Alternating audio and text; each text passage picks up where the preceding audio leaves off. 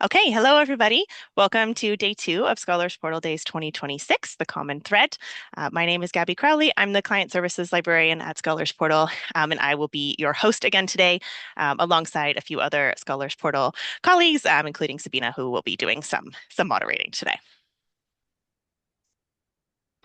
So just a couple of housekeeping notes to get us started. The event is being recorded, and the recording will be posted to the Scholars Portal YouTube channel and shared via email, probably later this month. All presentation slides are now available on SpotDocs, so you can feel free to go and look at those and download those anytime if you'd like to follow along or review them after the fact. There will be a link to that SpotDocs page in the chat. We have live captions today available in English again, so thank you so much to our captioner, Lori from ScribeWire. You could turn on those captions using the caption feature in the Zoom bar, should be at the bottom of your screen. If you don't see it pop up right away, it'll be under the little three dots more option. You can also view the live captions in a separate browser with stream text if you would prefer, and there'll be a link for that available in the chat as well. In terms of Q&A and questions today, we'd ask that you please put any questions in the Q&A box and save the chat for other comments and discussion. We very much encourage comments and discussion. It's a very social gathering, but it just helps us to keep those things separate so that we can keep track of questions and make sure that none get lost or are missed along the way. So questions in the Q&A, discussion in the chat. And for the sake of time, to keep things running smoothly, we're going to go with that format rather than asking folks to unmute. So if you do have any questions, please in the Q&A. In terms of finding the Q&A box, you can find it in the same spot as if you were looking for those captions, that three dots more option. One thing we would suggest is to make sure that the little drop down in the top right corner says most recent rather than most upvotes. And that way you'll see the questions in the order they come in. So it sort of follows the logical presentation order. Of course, we ask you all to be kind, considerate, and respectful of one another at all times in the chat, in the Q&A, during your presentations. Disrespectful behavior will not be tolerated, and anyone engaging in such behavior will find themselves removed from the meeting. So please be kind. Please also keep your microphones muted at all times, unless you are one of our presenters, and then you can unmute for your presentation, of course. But in the past, we've done a webinar. This year, we're using a meeting format, so you do have a few more permissions, but we ask you to please keep your mic muted at all times. If you would like to chat about the event today on social media, please feel free to use the hashtag SPDays26. You can also tag us. We're on Blue Sky, Mastodon, and LinkedIn. And as with yesterday, crafting along is highly encouraged. Our theme this year is the common thread. It's really in line with sort of textile, fiber arts crafting, but any kind of crafting along is encouraged. So as you watch your presentations today, feel free to grab your knitting, your crochet, scrapbooking, quilting, collaging, whatever you're working on. And follow along. We will also have another little craft corner social session during our first break today, and I'll talk a little bit more about that when we get there. And finally, I just want to take a minute to say a really big thank you to everyone who has helped with planning Scholars Portal Days this year to make it a success. Thank you so much to all of our speakers, our presenters, our moderators. Thank you again very much to Lori for providing our wonderful captions. Again, this year, we're really fortunate to have you. And thank you so much to the planning group for this year for your time and your ideas and all of your energy in putting this together. So that's Lynne Serviss from McMaster, Andrew Colgoni from Brock, Sarah Koish from York, Katrina Fortner from Oakle, and Sabina Pagano from Scholars Portal. Thank you all so much.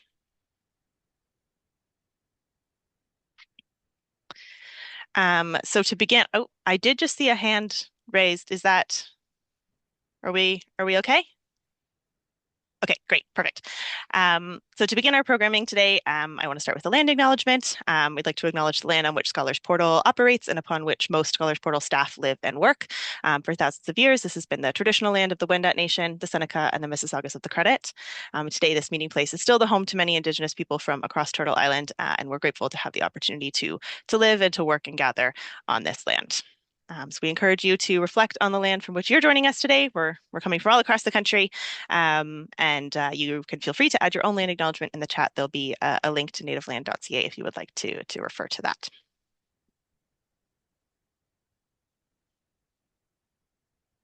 Okay, here is a quick overview of today's agenda. If you would like to see the full detailed agenda, you can do so at the link in the slides to SpotDocs. We're going to start with some opening remarks from Kate Davis, our director. We have a fun little session about some some strange and wonderful things we learned during the AI projects. We are going to have another crafting corner today. We're going to have a bunch of Scholars Portal updates from across our services. We will also be having kind of an open Ask Us Anything Q&A after all these Scholars Portal updates. So there will be a section of time where you're welcome to ask any questions about Scholars Portal services, projects, anything we're working on, even if it wasn't something directly mentioned in one of the updates today. We will, of course, have the fan favorite pet parade, and we're going to have some more wonderful lightning talks as well, and then some closing remarks. And now I'm going to pass it over to Kate Davis, our director at Scholars Portal, for some opening remarks. Thanks, Gabby. And before I start, I think Gabby thanked everybody except herself who did so much of this work. So we are all very grateful to Gabby for really the huge amounts of work that she's put into making yesterday and today so successful. Thank you, Gabby. Now, just say welcome back to the second day of Scholars Portal Day 2026, the common thread. So every year our audience at Scholars Portal Days gets bigger, which is so rewarding. And we're very excited this year to have colleagues joining us, not only from every province, but also some from the territories. We had a couple of registrants this year from the library at Yukon University, and just expanding our community is such a wonderful outcome of these kind of things. So welcome, especially there. Our theme this year is the common thread that connects us in academic library work as academic library workers. And reflecting back on the work that we've been doing at Scholars Portal and together across OCL this past year, here are a few things that we've been thinking about. So one, our shared tapestry of resources from collections to shared infrastructure, our understanding that the process of making is just as important as the end product, that the quality with which we make things support their longevity and sustainability, the value of mending and repair balanced with curiosity and exploration for new projects, writing our own patterns by building locally, supporting data privacy and digital sovereignty, and sort of what new tips and tricks and tools are in our sewing kit. Things such as emerging technologies, AI, the new things that we're adding in, and of course our community, our very own Crafters Guild to learn and grow and create alongside. Yesterday, we heard updates from Borealis, from the OCL office. We had a keynote from Lauren Collister at Invest in Open Infrastructure about the power of language and how we talk about our work. We heard the first of this year's lightning talks, sharing experiences with collaborative workflows for data curation, national accessibility initiatives, and AI governance in OA publishing. Today, we're going to hear a few more exciting lightning talks, as well as updates from the Scholars Portal team about all the hard work that goes on to support our services here. We have updates from Scholaris, our newest service, and a fast-growing success.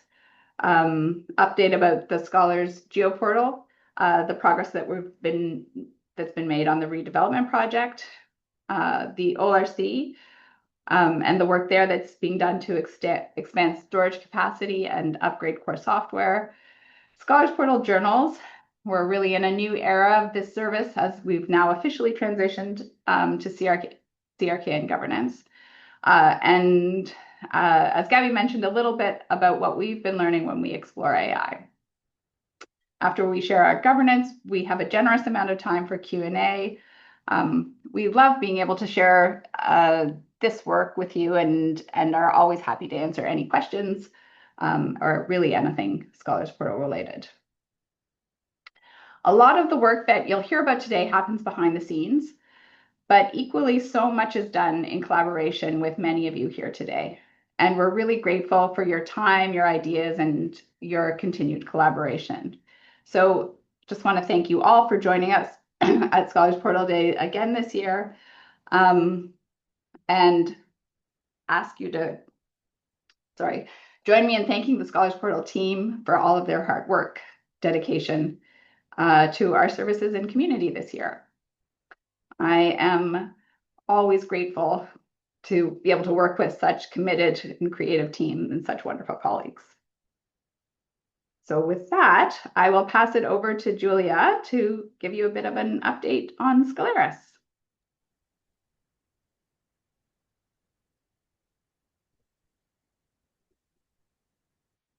Okay, let's get these slides and hopefully you can see them. And thank you, Kate. Okay, so I am delighted to give some updates, as Kate mentioned, for Scholaris, the newest service in the sewing kit, I guess it was for Scholars Portal. So let's jump into some of those updates. So it has been another very busy year as we continue to craft the Scholaris service and weave together the technical and community threads. As a refresher, if you're not familiar with the service, the kind of technical infrastructure and the community infrastructure are two of the kind of key pillars of our shared repository service. The technical side involves centrally hosting and managing the code for many parallel instances of DSpace for our participating institutions, performing regular software upgrades and maintenance, and providing onboarding, migration, and ongoing service support to help local institutional repository teams meet the needs and interests of their own scholarly communities, as well as be able to leverage platform features and functionality and align with best practices and community recommendations like the incredible guidance from the Scholaris expert groups, which I'll talk about in a few moments. And all of that is in service of providing access and discovery of Canadian scholarship. In addition to the responsive technical service and support that we provide, we've continued to build out the community fabric of Scholaris over the past year, working closely with our wonderful repository teams, expert group members, the Shared Repository Infrastructure Advisory Committee, which provides advice and guidance on the service, with the wonderful folks from Carl and the directors and chairs of the four regional consortia who have generously supported Scholaris and served in an ad hoc governance capacity over the past 2 years. We've also been pleased to deepen our connections with the broader repository community, so with the DSpace community, as well as organizations that are involved in advancing the discovery and impact of Canadian scholarship and sustaining open scholarly infrastructure. At last year's Scholars Portal Days, we referred to building Scholaris as a bit like tending to a community garden. And so, if you'll indulge me returning to that metaphor, we've been really delighted to see that garden grow over the last year. In particular, I wanted to spend some time today highlighting and reflecting on the outcomes of two of the really foundational blocks of our Scholaris community quilt, the early adopter program and the expert groups, and talk a little bit about how those experiences are shaping where we're heading in the next year and our longer term goals as we move ever closer towards being an operational service. So first, the early adopter program. So this was a 2-year cohort-based program, which you might have heard something about over these past few years. And this wrapped up a very busy and successful run this past April. We had 2 pilot schools join prior to the program, but if we count those, we had 28 institutions join the service in the program over this time period. We're really thrilled that 23 of these repositories have launched on the Scholaris infrastructure. 11 launched in the last year alone, and we have more scheduled to go live over the coming months. Across these institutions, we're now hosting over 700,000 items on Scholaris production sites and storing over 7 terabytes of data on Scholars Portal services here at the University of Toronto Data Center. The Scholaris community includes representation from across the country, including repository teams operating their IRs in English and in French, who have migrated from many different repository platforms, not just DSpace. And then in some cases, they're also running their very first institutional repositories. So that's been really exciting as well. Over the past year, we welcomed many more repository teams to the wonderful world of Scholaris, and there are some participating institutions listed on the slide here. We've also had Trent University join, and they're the first institution that's joined post-early adopter program, which is a good time to pause and say that while the early adopter program has ended, you can definitely still join Scholaris if you're interested, and we encourage you to reach out if you're curious or have questions. You can also find more information about the service on our website and on Spot Docs. So when we were launching the early adopter program, some of the aims were really to migrate institutions to the Scholaris infrastructure, and in doing so, inform the development and delivery of the service. And we certainly learned a lot during this time as we've refined our workflows for migrating and providing ongoing support to almost 30 repository teams of varying size and capacity across the country. This work has included applying custom theming, configuring single sign-on options, automated DOI registration via the DataSite API, and looking at the DSpace ORCID integration. So those are configurations that we've applied for institutions upon request. We've also worked with Thesis Canada to configure harvesting and standardized workflows for setting up harvesting of theses and dissertations into their catalog. And then we've worked with our community to continue testing and implementing a new DSpace feature called configurable entities. In addition to the bustling work of managing multiple migrations and providing ongoing support for our live repositories, the Scholaris technical team completed 2 DSpace version upgrades last year to DSpace 8.2 and then 8.3, and then we have plans to move to DSpace 9 later in the year. I also wanted to pay a particular attention to our technical service lead, Mahana Sarmiento, who's not here with us today, but also did some work to develop a transfer script to more accurately record DOI metadata. And that's a function that we've implemented for schools registering DOIs with DataSite. So we want to say a special shout out to Mahana as well as other members of the wonderful Scholars Portal Systems team, particularly Rachel Wang and Annie Thomas, who have provided excellent technical support, and to our Scholaris student assistant, Veronica Kubica, for providing documentation, migration, and translation assistance. We've also continued to host monthly community calls as well as entities working hours and testing sessions. We've published new documentation on Spot Docs and service policies on our website, as well as finalized our annual hosting fees and pricing and our pricing model post-early adopter program. The expert groups have also been just as busy. After their original and very productive one-year term, the groups generously extended for a second year to complete their remaining deliverables. So as you can see from this slide, their efforts have resulted in an incredible wealth of guidance that has not only supported our service team and the Scholaris repository teams, but has also had broader benefits for the repository community. And we're grateful to the members and to the Carl Visiting Program Officer for Scholaris, Gabrielle Garcia, for their contributions. So you can find most of their published guidance on TSpace, and there'll be more reports being published there in the following months. So definitely take a look at those if there's something on the slide that you're interested in. With the expert groups winding down and the early adopter program now concluded, we're shifting into a new development phase for Scholaris. So here's a little bit about what's on our roadmap for the months ahead. As mentioned previously, we're planning our upgrade to DSpace 9, and then we'll look ahead to DSpace 10 as well, as continuing to increase our capacity for ongoing service delivery. We'll be spending a bit more time formalizing the governance model for the service, which will involve investigating the potential of a shared governance framework for Borealis and Scholaris, and looking a little bit more at the benefits, the considerations, and some of the requirements involved in that potential path. This will also include taking account of the experiences from running the expert groups and to use that to kind of inform how we might develop an ongoing advisory structure for the service. We'll be looking at finalizing our preservation offering and workflows, as well as scoping and expanding the bilingual support that we offer. We'll be increasing our involvement and investment with the DSpace community through membership, group participation, and continued code contributions. And last but not least, we can't forget the elephant in the scholarly publishing room, which is the forthcoming tri-agency open access policy for publications. So we have been and will continue participating in community discussions and potential working groups, capacity building initiatives, as well as supporting Scholaris repository teams in operationalizing those policy mandates whenever they're released. In short, the future is bright. It will be busy, but the early adopter program and the expert groups have really helped us define and chart this next phase of Scholaris evolution.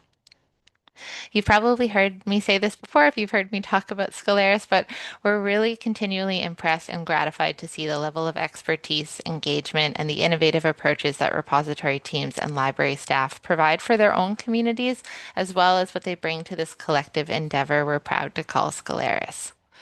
So, given this mention of local efforts resulting in shared knowledge and collective benefits, as well as a little nod to the tri-agency policy, it's my pleasure now to turn it over to the scholarly communication folks from the University of Toronto and the T-Space repository to talk a little bit about their work exploring the feasibility of and the potential workflows for identifying compliant publications and harvesting open access copies into their repository. So I think Kay will take it away. Thank you, Julia. I am told that I can't start screen share while the other participant is sharing. Yeah, Julia, you'll need to stop yours first. Perfect. Perfect.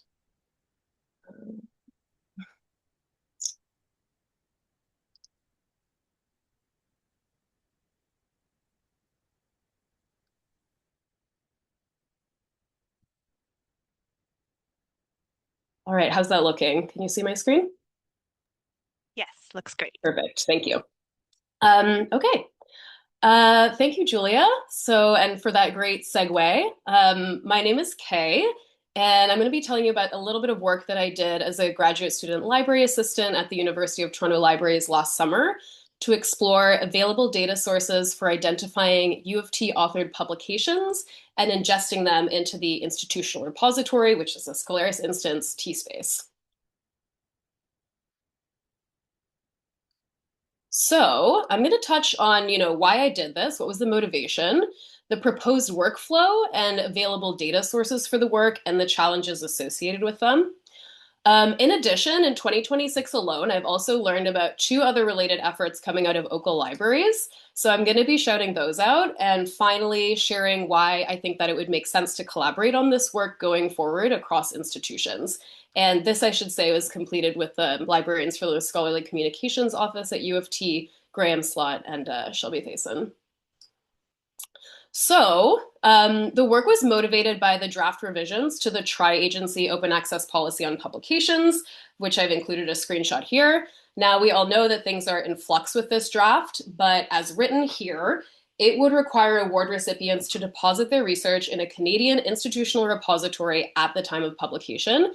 Obviously, this will put enormous responsibility on libraries to support and enforce the policy. So the Scholcom's office wanted to ask, one, how we could track the degree to which authors at U of T are in compliance with this policy when it comes into effect, and 2, whether it would be possible to design an automated, hands-off workflow to ingest publications covered by the policy into T-Space to bring them into compliance if necessary.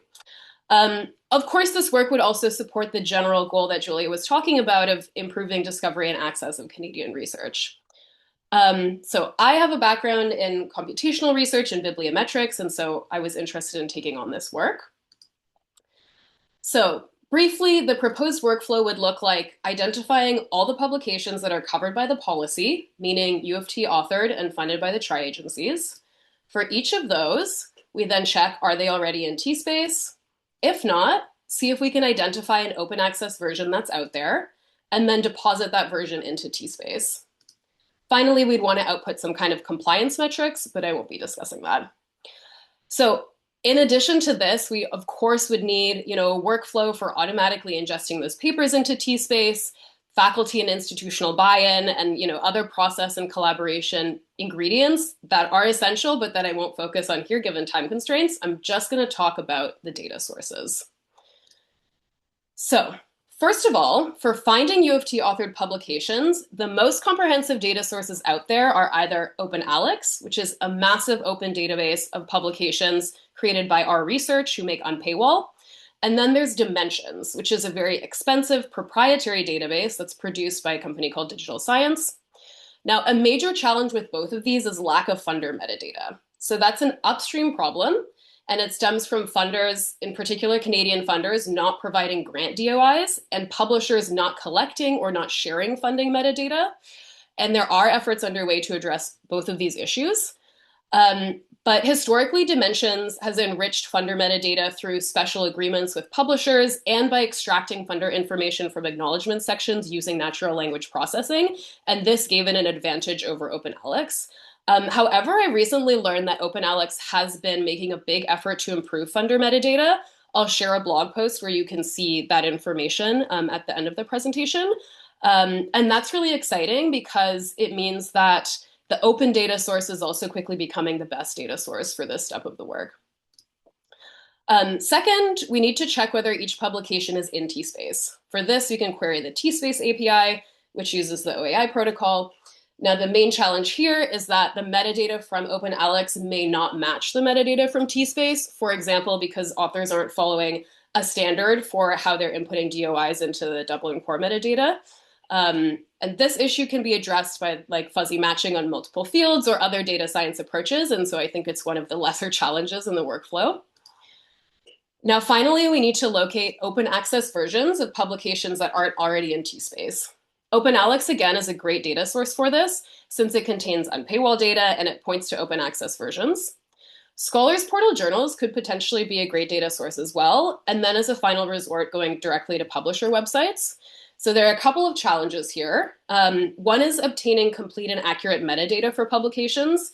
In particular, we really need to make sure we have accurate license information to ensure that we have the right to harvest and share those publications, because we know that just because there's an unpaywalled version of a paper doesn't mean that it has an open license. I've been told that Scholars Portal journals may not always know the licenses of papers if that info isn't provided by publishers, but Scholars Portal folks can correct me if I'm wrong on that. Second challenge is actually obtaining a PDF of the paper. Sometimes it can be behind a paywall, even if it is open access through publisher websites. So, as it turns out, we're not the only ones who thought about doing something like this.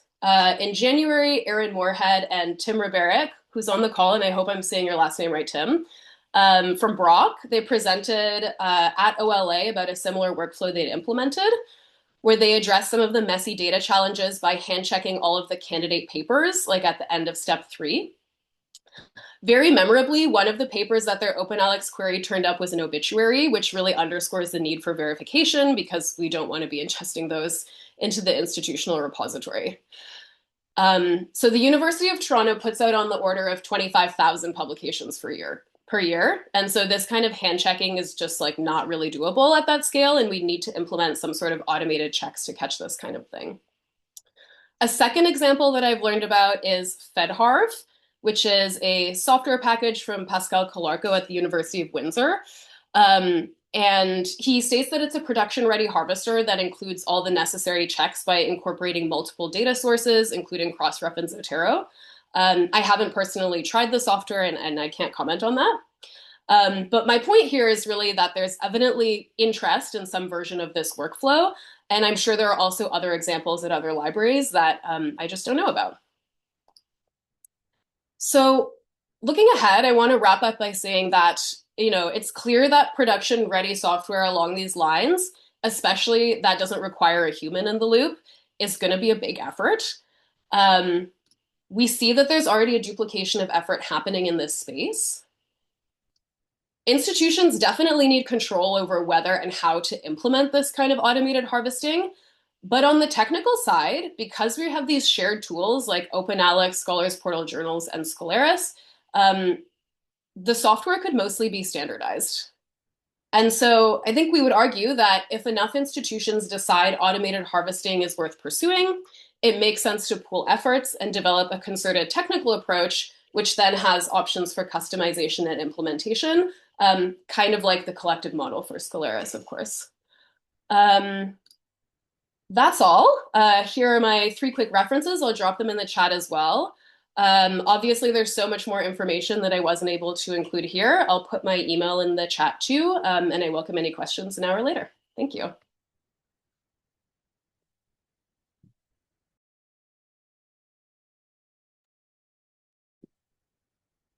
Thank you so much, Kay. That was really great. I got a little a sneak preview of this work that you had done, and it was so impressive. So I'm really glad that you can share that with the broader Scholars Portal Day community today. So I'm looking, I guess, at Gabby. We maybe have 1 minute for questions. Is that We have right 1 minute for questions, and we Okay. have one question in the Q&A, so it's perfect. I love it. Okay. So the question is from Kevin. How far along did your project get? Did you get to the prototyping phase? So this is for Kay. So I didn't get to the prototyping phase. I know that Graham talked about doing some vibe coding, and so maybe you could speak a little more to where that's at. Are you in the room, Graham? Yeah. Thanks, Kate. Great job, Kate, by the way. Yeah, I've sort of gone along the lines of both the Brock and the Windsor project in some ways, but it's not hasn't reached anything that I would feel comfortable saying was a good approach. I think um, that there's a certain level that the bar for doing some of this work has been lowered in some ways, but it's still um, I think it still needs you know professionals to design and implement something that's going to be a production thing, but it's definitely something that I'd be happy to share if someone's curious about um, looking at looking at the results of something like this. Great, thanks, Graham. And yeah, it's been really that's kind of one of the things we want to do. I mentioned the monthly calls for Scholaris and even just like with the broader community is sort of sharing.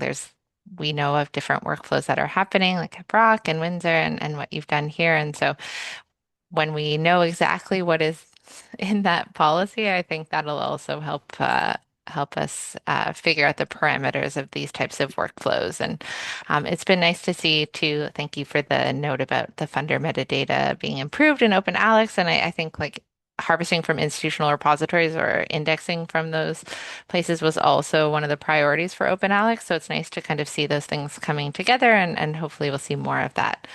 I'm a minute over, and so I will stop talking now and turn it back to our lovely hosts. Thank you again, Kay and Graham. Thank you.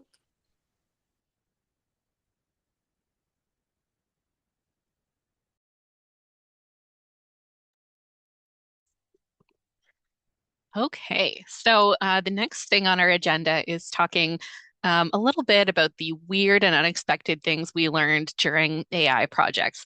So during Amy's update from OCL yesterday, she talked about, gave an update on some of these projects that are part of OCL's AI and machine learning initiative. From Scholars Portal, we've really been approaching these projects from a place of like experimentation, testing, trying to understand, what is possible with AI, what you have to take into account with this new technology we haven't really worked with before. And so today we want to share some of the things that we learned that we really weren't expecting. So I'm going to start by passing it over to Stefania Kaczynski, a co-op student who's been working on the OCL GovDocs project to talk about GovDocs. Amazing. Thank you. Okay, just confirming, can everybody see my screen? Yes, amazing. Okay. Yeah, so hi everyone. My name is Stefani Kuczynski. Over the past year, I've been assisting with the Government Documents or GovDocs project, which is one of the pilot projects in OCL's AI/ML program.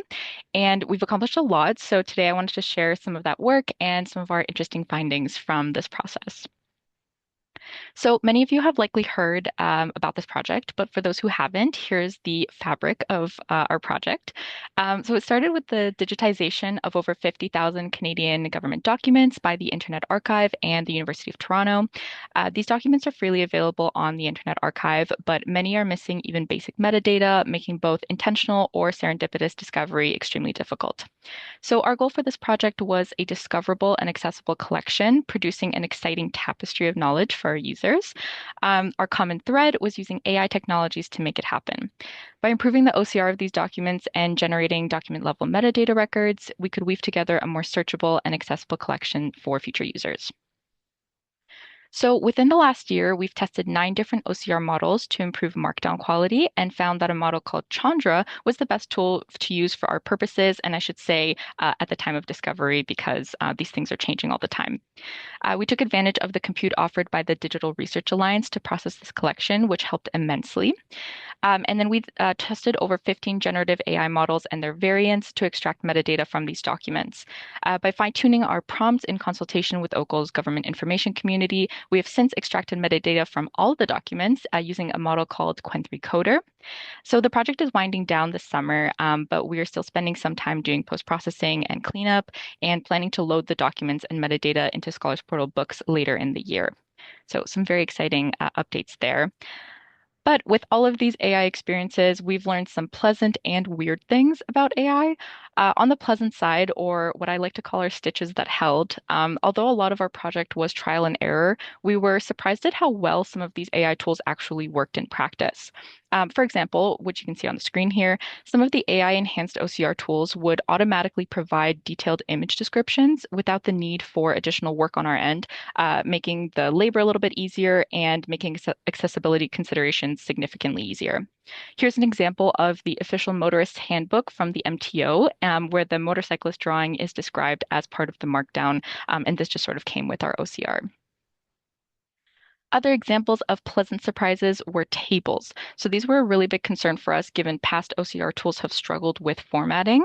However, Chandra did very well in capturing and formatting the content from a variety of scanned text. This example on the slide is a summary of imports and exports from the UK to Canada, a very common document that we see in this collection. Image number 1 is the original document on the top left. Image number 2 on the bottom left is the OCR from Internet Archive. And image number 3 on the right side is the Chandra table with definitely a clear improvement. Now, while some experiences were pleasant, these tools also produced some strange discoveries, which let's lovingly name our snags and knots. Despite many AI-enhanced OCR models doing a good job, some are so sensitive that they can hallucinate information on a blank page. So this example is a report on legislative debates, and on the right-hand side, there is a blank page with the faintest shadow of text on the other side. I don't even know if you can see in the scan, but there's just a little bit of text coming through. And one of our tools actually tried to OCR the shadow of the text, and it ended up generating content that is completely wrong. So definitely a consideration when working with some of these tools. In our experience, a lot of AI models have what I can only describe as an attitude. Some of our generative models would abruptly stop working, almost like the model was having a bad day or got tired. There were times where we'd process the metadata for, let's say, 20 documents, and then the 21st document, same as all of them before, would have no results, or the results would be significantly worse than what we were seeing. On the slide, we have 2 common experiences when working with this technology. The first on the left is a blank entry where the OCR tool simply stopped providing OCR despite doing a great job for the last 14 pages.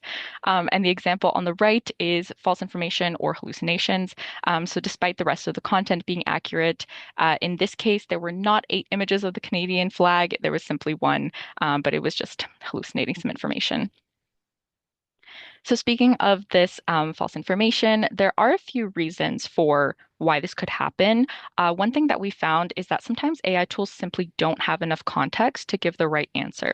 So for example, at one point, we prompted a model called Mistral, and this is specifically the 8 billion parameter model, to return keywords for a document using Library of Congress subject headings, thinking we could maybe standardize keywords across the collection.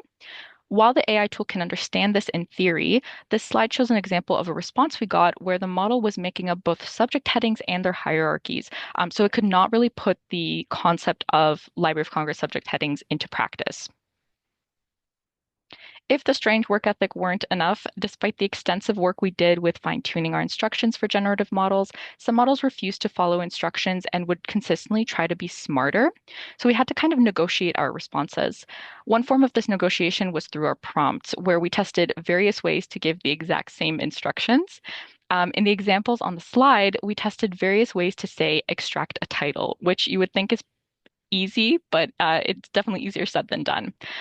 We tested a variety of ways to say this. So by saying, do not come up with your own title, do look for a title in the text, do generate a title if there's none present, and of course the list goes on. It kind of depends on the model you use and how it is functioning. Sometimes that negotiation happened because the technology changed. So we often hear about turnover within AI tools and the AI ecosystem, but we definitely faced this challenge head on in the project, specifically during the OCR phase. So we had a couple OCR models we confidently used until they got updated, and suddenly the quality of the output was vastly different. So sometimes we had to negotiate how long to keep a model, if at all, and what were our parameters for that. So, needless to say, we encountered a lot of really interesting and strange features of working with these AI tools, and so many pieces of fabric had to be threaded together for our finished product. We're very excited to see where this work will go from here, and we're very, very grateful for all the support for the work thus far. So, that's all from me. Thank you so much, and I'm going to pass the mic back to Sabina. Thank you, Stefania. Definitely a lot of good things and bad things that we learned during that project. All right, we will do questions at the end. You can enter them in the Q&A if you have them, and we'll just address them at the end. For now, I'm going to move on to our next speaker, Ginsley Mondesir, our virtual reference librarian, who will talk about the findings so far from the first phase of the Enhancing Virtual Reference project.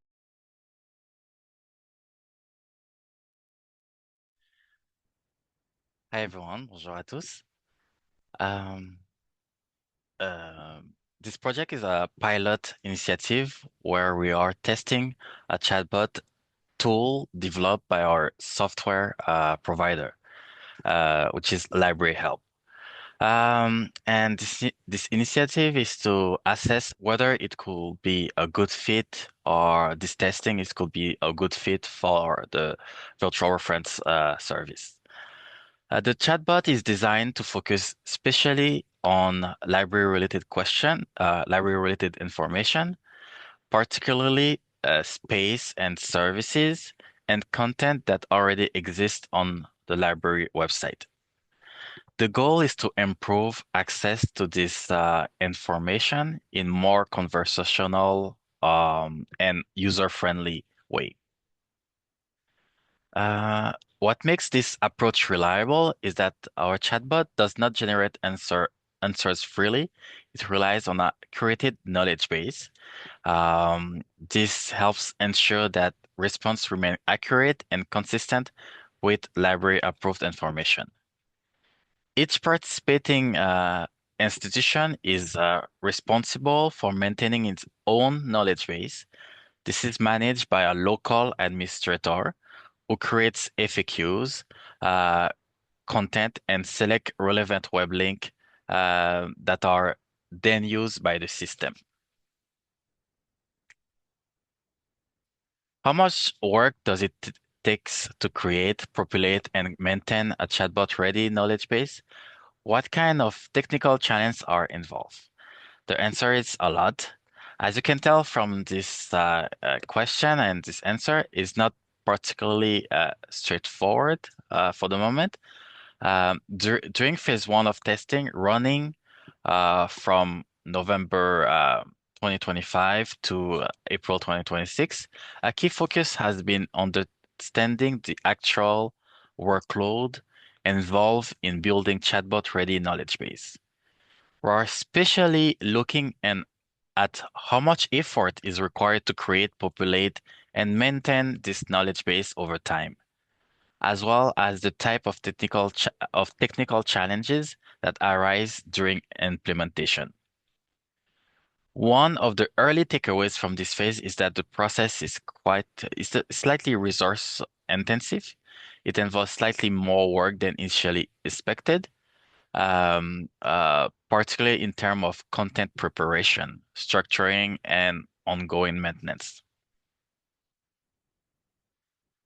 Um, uh, this slide highlights some technical consideration when aligning library website with the chatbot knowledge base. The system relies on automated web scraping, which means it depends heavily on having accurate and up-to-date sitemaps and properly configure robots.txt files.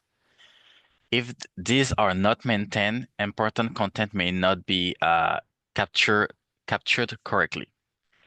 In practice, there can also be technical barriers such as firewalls or anti-bot protection, which may require additional support to ensure the system can access um, uh, the system, the web scraper can access the necessary content. Another issue is that we refer to as phantom content, where information may exist on a site, but it's not actually accessible to the scraper. Finally, it's important to note that some external, oh, sorry, I will. Finally, it's important to note that some external vendors, such as liberancers, may intentionally block crawling of their FAQ content, which can limit what the chatbot is able to ingest. The key message here is that some of the protective measures put in place by libraries or university IT services to block malicious web scrapers can also have unintended consequences. In some cases, those same systems can block our own content harvesting tools. When that happens, it's not always immediately obvious why access is being restricted. As a result, it can take time and coordination between technical teams and service provider to identify the issue and configure the right permission to allow legitimate harvesting while still maintaining security protection. Thank you all.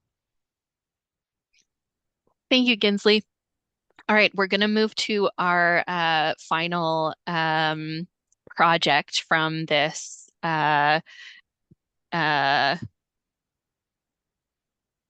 that we're talking about today, which is the audio text project, and I'll pass it back to Gabby to talk about that. Perfect. Thank you. So I introduced myself earlier, but if you missed the beginning, my name's Gabby Crowley. I'm the Client Services Librarian at Scholars Portal. And over the past year, I have been working with Carrie from OCL, as well as many folks from the Scholars Portal Systems team on the audio to text project. And like with the GovDocs and VR projects, we've had some fun and kind of strange or unexpected surprises along the way.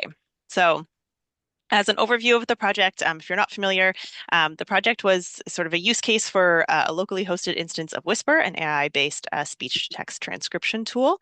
And we were looking to see how effective and useful this tool could be in generating transcripts for audiovisual or AV materials across OCL libraries that don't have existing captions in order to make them more accessible. So newer recordings of things like SP Days Today, for example, we have a live captioner here.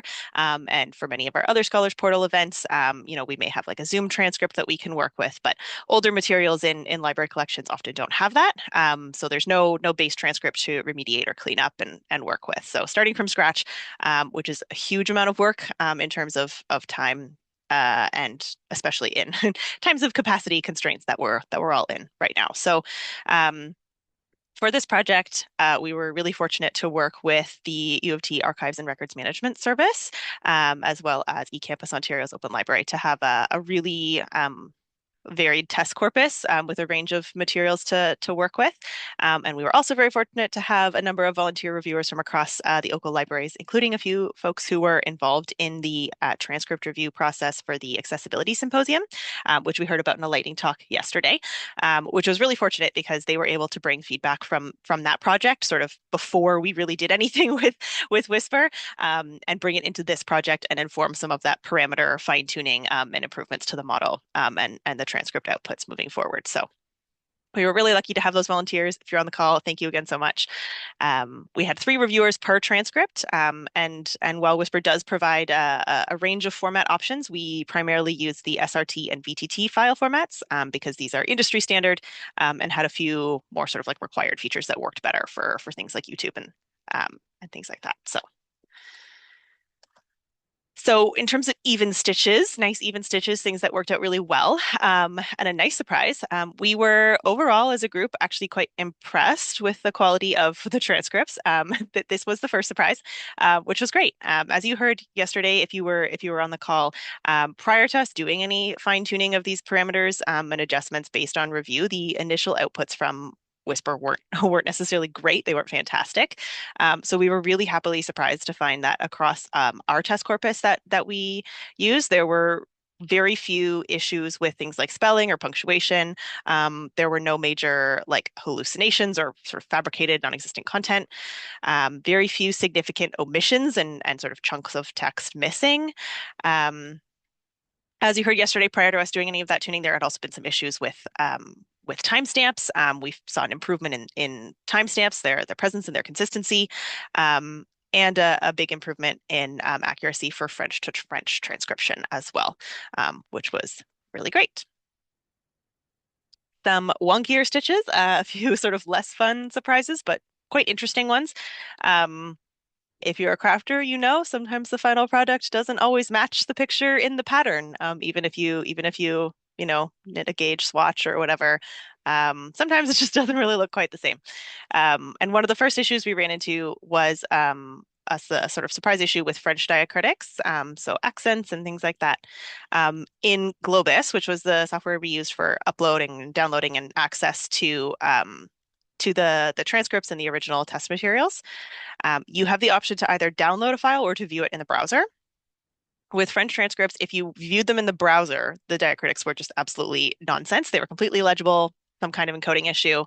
But if you downloaded them, particularly in SRT or VTT format, they were completely fine. So that was something that we ran into where different reviewers had tried different formats, and we realized that, oh, it works in this way, but it doesn't work if you view it in the browser.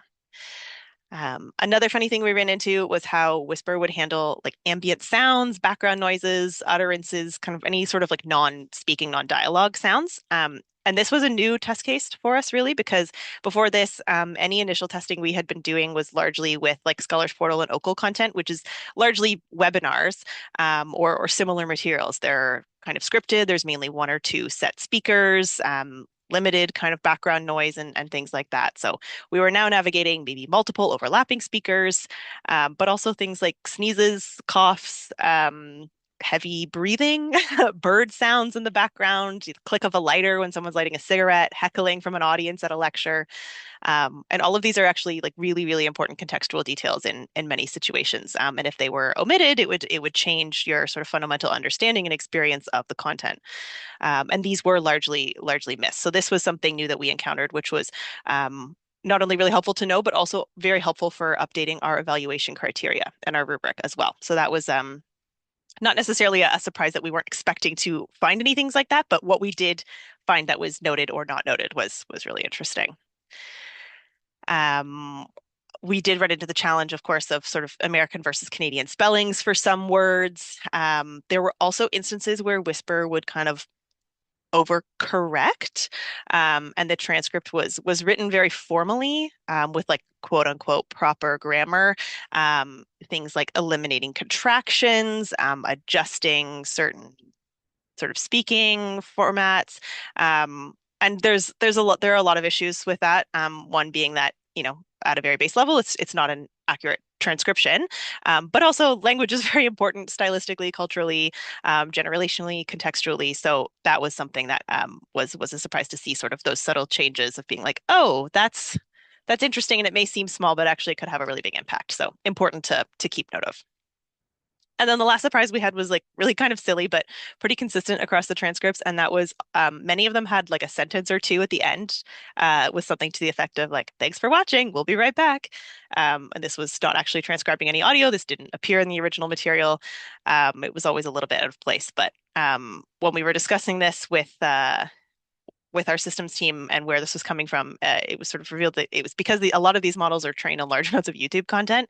So it's kind of that classic YouTube sign off, like, don't forget to subscribe. So it was a bit more out of place in some contexts than others. It was, again, not an accurate transcription, but it was definitely weirdest coming from like a 1968 lecture from René Lévesque. So that was sort of a fun, silly little surprise. Ultimately, all this to say, we had some good surprises and some slightly weirder, less fun surprises, but they were ultimately all very, very helpful in identifying areas that might need more fine tuning, in refining our evaluation criteria, working out what the scope would be for Whisper in this use case, and that sort of comes down to, maybe a single speaker, single language materials, little to no background ambient noise. Those are good candidates. Webinars, lectures, speeches, some radio programs, maybe, versus something like a short film that has overlapping dialogue, background music, someone sneezing, that kind of thing. So all very helpful, full things to know, and it really reinforced our awareness, of course, of how important human in the loop workflows are for projects and tools in use cases like this. Even in the best cases, human review is still absolutely necessary and very important. And we were really fortunate, as I said, to have such a involved and dedicated group of volunteer reviewers who gave really great feedback and asked really great questions. So again, if you're on the call, thank you so much for all of that, and thank you to everyone else on the team who was involved in this project. And that is all from me. I know we're a bit over time, so probably if there's any questions, those can be in the Q&A. Yes, thanks, Gabby. Yeah, if you have any questions for any of our presenters, you can enter them in the Q&A. Stefania's already been in there answering some of them, and we'll be able to answer some of the others. There's also an open Q&A later where you can ask any questions. And now I think we will go to break / craft corner. We are going to go to a break/craft corner. Let me reshare my screen here for that, and I will give my brief blurb on what that means. Basically, we're going to have a little breakout room, which you can pop into if you'd like. It's completely optional. If you want a full break and just go for a walk, stretch your legs, get a drink of water, all good. If you would like to take some time to craft and chat with fellow attendees, I'm going to open a breakout room that's called Craft Corner. You can pop in there for the next 10 minutes or so, and just have some nice social time. And then we will call you back to the main room once we're ready to resume our programming, which we will do at 1:40 p.m. If you would like to join the breakout room, once I create it in a second, you will find that, again, bottom of that Zoom bar, the 3 dots, more option, you'll see breakout rooms and you should be able to join the room there. If you would like to join and you run into any trouble or are confused, just pop a message in the chat and we can also assign you to it. But I'm going to actually stop sharing my screen here and I will get that breakout room open. There we go. All right. Hopefully everyone's back with us now. Thanks to everyone who jumped into the craft corner. We're going to resume with some Scholars Portal updates now. We're going to hear from the OLRC team, Scholars Portal journals, and the Scholars GeoPortal. But we're going to get started with the OLRC. So I will pass it over to Julie Shi, our digital preservation librarian. Thanks, Gabby. I am just going to share my screen. All right, and that should be sharing it. And thanks, everyone. I hope you had a good break or enjoyed the crafting corner. I hope my update is somewhat as exciting as either of those. But as Gabby said, my name is Julie, and I'm the Digital Preservation Librarian at Scholars Portal. And I'll be starting us off with some updates about the Ontario Library Research Cloud, or the OLRC, which provides secure, reliable, and scalable cloud storage to member libraries and archives for storing and sharing their digital collections. As with all big projects, crafting and otherwise, cloud storage services are not built in a day. The idea for the OLRC project was first formed in 2013, with OCL member institutions seeking a cost-effective community-owned and Canadian solution for digital storage and preservation. Over the following years, needles were threaded, designs were drafted, and prototypes were tested. And in 2017, the OLRC was launched in collaboration with 5 member libraries, including U of T, York, Guelph, Queen's, and Ottawa, as well as research service providers, in particular Orion, to bring the community cloud to life for OCL schools. So many thanks to our partners. We couldn't do this without you. Digital collections and needs are, of course, not just the purview of OCL schools, and in 2021, the service was made available nationally for university libraries and other organizations across Canada. And to keep pace with technological changes, the second iteration of the OLRC was launched in 2022 with software and hardware migrations and the Jira Cloud integration to support bit-level collection management. So today our tapestry is shaped by our 26 members from across the country, with Memorial University of Newfoundland and the Japanese Canadian Cultural Center joining us in the past year, and another eight organizations joining us in the 3 years before that. So 10 in total since just before I joined the team roughly 3 years ago. As you might imagine, this lends itself to a very colorful tapestry. The 285 terabytes or so of data stored by our community includes a range of materials from preservation masters and original born digital collections to access files for a range of library and archival materials and backups, as well as static sites and online exhibits that are hosted on the OLRC. And we at Scholars Portal also make use of the OLRC to support our services, including as the primary storage location for Borealis, our data repository, and one of our backup storage locations for our trustworthy digital repository of e-journals and books, as well as for internal operations and various other initiatives. So the OLRC gets a lot of use. And if it's not clear from those charts, our tapestry has grown immensely since the needles were first threaded and designs drafted, and the OLRC now carries the metaphorical weight of 500 to 600 terabytes of data, and this has brought us close to full capacity. Through conversations with the community, we estimate that the weight will increase by about 320 terabytes in the next 2 years. This is a rather precise number, so I'll give us some slack space and broaden that out to 300 to 400 terabytes. All told, we are expecting that the OLRC will need to support 1 petabyte of digital collections from across our communities in 2028, and so we are reinforcing our stitches to ensure we can do just that. Our first reinforcement, perhaps unsurprisingly, is to expand our storage to ensure that we have enough physical space to meet the community's projected needs. This work has been in progress since last fall, and preparations are well underway. Requirements have been scoped, hardware procured, performance metrics identified, and monitoring mechanisms developed. Now we are preparing hardware to ship to our partner libraries who generously host our storage nodes and testing the expansion process extensively in our development environment so that we can implement a seamless expansion process in production. We're also reinforcing our less tangible stitches through a series of upgrades for the OpenStack software and Ubuntu operating system that underpin the OLRC. And these upgrades are bringing our infrastructure up to date and in line with enhanced security policies. Beginning with firmware upgrades for all OLRC servers in December, we've completed 2 OpenStack version upgrades and are well on our way to our first operating system upgrade in the coming weeks. Following this, we have a further 6 upgrades ahead of us to bring us from OpenStack Wallaby to OpenStack Gazpacho. And there are lots of fun names for all the various software versions to carry us through this process. So as our first in-place hardware and software updates in the live OLRC production environment, both of these projects represent opportunities for us to weave our own patterns. Previously, these upgrades were managed by building a new cluster and migrating stored data. Now we are looking to upgrade within our existing environment by deploying changes through a secure, streamlined process. This shift to an in-place approach will also enable more flexible maintenance, enhancements, and growth into the future. And while I've been sharing these updates today, none of this work would be possible without Bikram, Harpinder, Megan, Mohana, and Sohaib, our amazing systems team, as well as everyone who's been involved in the service since its ideation. So a big thank you to the team for all that you do. And with that, I hand it over back to Gabby. Thank you so much, Julie. Big exciting things happening with the OLRC.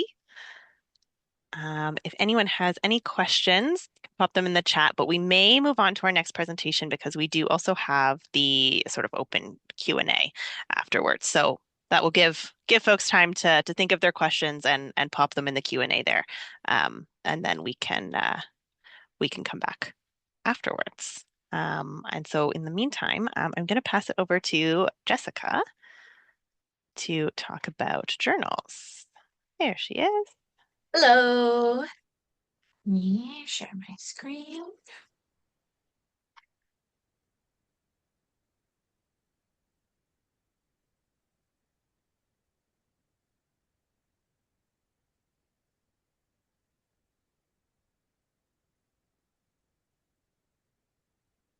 Okay, I think that should be good. So I will Looks good. start and someone can interrupt me if anything's wrong. So I'm Jessica. I'm the Scholarly Resources and Metadata Librarian here at Scholars Portal.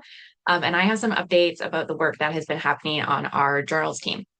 So I'll say though, to start, that I am just presenting these updates. This work has really been shared across all of the journals team. So, I mean, I won't put you on the spot, but Wei, Jancy, Chin Chin, Agnes, Monica, Nana and Bart, Julie, Jacqueline, our students, Stefania, Liam, and Stella, of course, our whole systems team. I thank all of you for all of your work. We wouldn't be here without you. But one of the main projects that this team of incredible people has been working on this year is the national expansion of our journals TDR. So this is likely a reminder to most of you, but CRKN, OCL, and the University of Toronto, as Scholars Portal's service provider, have been working towards transitioning Scholars Portal journals to a national service for a few years. And this year is the year that transition officially happens. So if you're at an OCL school, there's no major changes to how you access or use Scholars Portal journals. But if you're at a CRKN school outside of OCL, you'll begin to have access to journals that were purchased through CRKN licenses on our journals platform. So all of the work of this transition fits into sort of three major buckets. So first are the governance updates.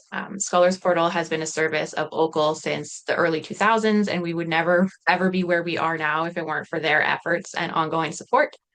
And now moving to a national governance, CRKN has formed a Scholars Portal Journals Committee that has been tasked with, I'll quote, guiding and overseeing the operations of and making recommendations regarding the overall direction of the Scholars Portal Journals trusted digital repository. So each region of Canada has representation on this committee. So there's a rep from Western Canada, Ontario, Quebec, and Atlantic Canada. And it also includes Kate, Scholars Portal's director, and Craig, the director of CRKN's content program, as well as ex officio seats for staff from all of the regional licensing consortia.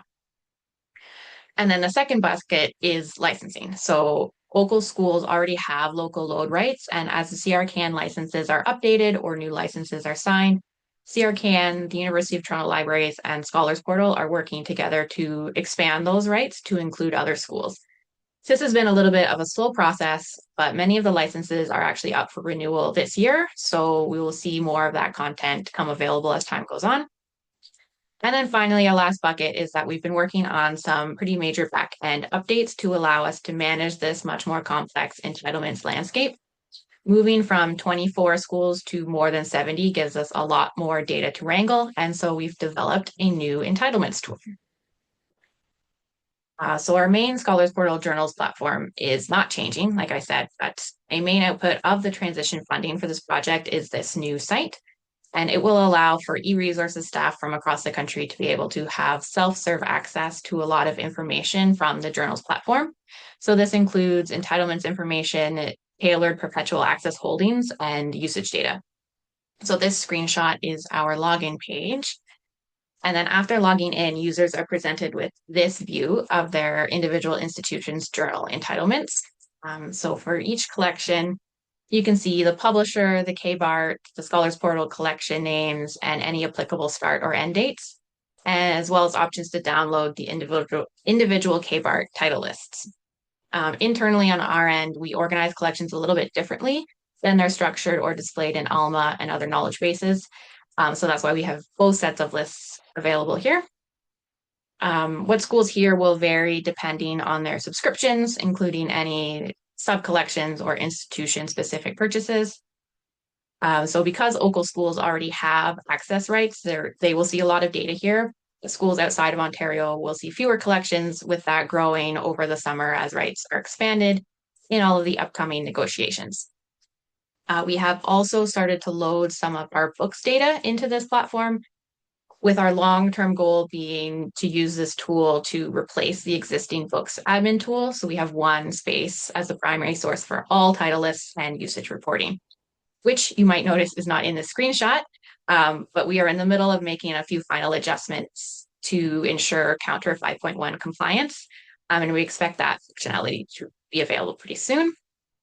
And we also expect to host a webinar with CRCan later this month, and that will have all of the details and a more thorough introduction to this platform. And then we'll start rolling out access for the libraries. So stay tuned. We are really excited to start sharing it and really start getting your feedback. But my next update is all about the open access content on Scholars Portal journals. So I'm happy to tell you that we have done a lot of work updating our journal loader scripts to better capture open access articles that are published in hybrid journals. And so through this work, we've added over 1 million articles to our open access collection, and that brings us to almost 7 million open access articles in total, which represents about, I think it's 8 to 10% of our whole database. So all of our fully open access journals that we host are included in the collection, which is predictably named Scholars Portal Journals Open Access. And that is available for activation in Alma and other knowledge bases worldwide. And then along with this, we've also added a license terms feature, which you can see here in the kind of blurry screenshot. But this feature is on our interface so that you can see any of the license information that we do have associated for each article. But then I suppose the sort of maybe more dark side of hosting this much open access content is that bots really find it so delicious. So the Borealis update yesterday gave you a little bit of a teaser into how the Borealis service has been dealing with this challenge, but we've really been seeing it like across all of the Scholars Portal services as well. So on the journal side, we began to see a pretty significant increase in the volume of automated traffic to the journals platform, as well as some really major shifts in how that traffic was quote unquote behaving. And that kind of started as early as the fall of 2024. And so as a result, we've experienced some service slowdowns, increased server loads, and in some cases, full system outages. So we've had to do a lot of work to kind of mitigate this. And without getting too much into the weeds of the technical details, if you really want to hear those, you can always email me later. But some of the challenges we're facing are that the majority of bots are ignoring traditional voluntary or good faith methods of control. We also find that many solutions are not really sufficiently scalable for a repository of our size, or they're quite easily circumvented. And then we have been able to monitor our traffic logs and block known bots or individual IPs, or at some points we've had to block whole countries' IP ranges. And while this has been somewhat effective, it does require quite a lot of ongoing maintenance and attention. So one measure we've implemented is placing the Cloudflare turnstile on all of our file download endpoints, which has worked, but unfortunately it's still not quite sufficient for what we need because all of the bots are now increasingly targeting the article landing pages to extract our beautifully structured metadata. Maybe I should say companies and individuals have created bots and are intentionally targeting our metadata. So this is a list of some of the bots that are run by companies that we have had to at least block temporarily. I put a few in bold that I thought were interesting, but it's all the major hitters. So ChatGPT is a big one, Claude's in there, Anthropic, Perplexity, Google, Gemini. And one main thing that has proven to be really quite complicated is finding the balance of implementing security measures that effectively block the malicious traffic or excessively aggressive traffic, while also ensuring that legitimate users and beneficial automated users are not inadvertently disrupted. So this slide uses CORE's model for conceptualizing this balance, which I think is a really useful way to think about it. CORE is the Confederation of Open Access Repositories. So we've always permitted some legitimate automated traffic. Not all automated traffic is necessarily harmful. Certain bots, like those that scrape content for Google Scholar, for example, some bots have clear benefits to the scholarly ecosystem. However, some of these welcome bots can also overstay their welcome and exhibit some bad behavior that can harm our systems. But then on the other hand, if our security measures become too stringent, there's the risk of blocking legitimate human traffic. And then an additional layer to this is also how user behavior has been shifting to using more AI in their search strategies. So as more AI tools are using RAG strategies, more researchers are then using AI for their discovery. And so if our mitigation strategies don't allow for that type of automated traffic, our content won't be included in those searches. So while we try to find the balance in all of that, these are some of the considerations we're thinking about. So first, as I've mentioned, how to allow automated traffic that has benefits to the scholarly ecosystem while blocking those that are harmful or malicious. And then, of course, privacy. So the information included in user traffic is fairly minimal, I'd say. And the majority of online systems already route a good deal of information across borders. But any solution that we pursue would obviously have some level of privacy implications. And with that, I think everyone is also really thinking about data sovereignty right now. So all of our content files will always stay here on our Canadian servers at U of T, but we do need to think about the other types of data that we're responsible for as well. And then obviously geo-restricting IP addresses has really very clear impacts for the global open access environment. And then IP restrictions altogether are sort of becoming less useful as institutions move toward federated authentication systems. And then, of course, maintenance, all of the ongoing infrastructure and operational costs of maintaining these solutions, as well as the lost opportunity costs, as so much of our team is spending so much time working on this.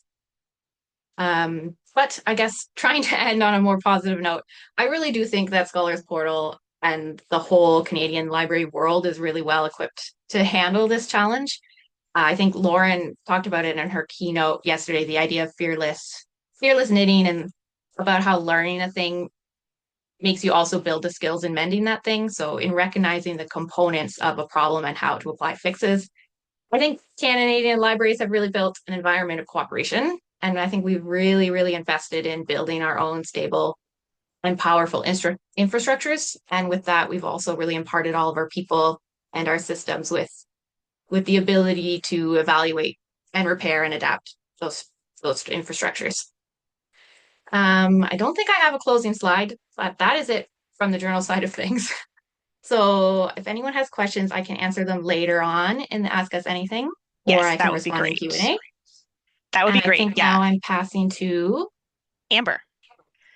Yeah, we're going to pass to Amber to talk about the GeoPortal. I will note that, Kevin, I see your question in the Q&A, and we will get to it in that Scholars Portal Ask Us Anything right after Amber's session on GeoPortal. So any questions for OLRC still or for journals, pop them in the Q&A, and we will get to them shortly. And in the meantime, Amber, you can go ahead. Do you mind sharing your screen again for me? Sure. Yeah, give me 1 second. Great.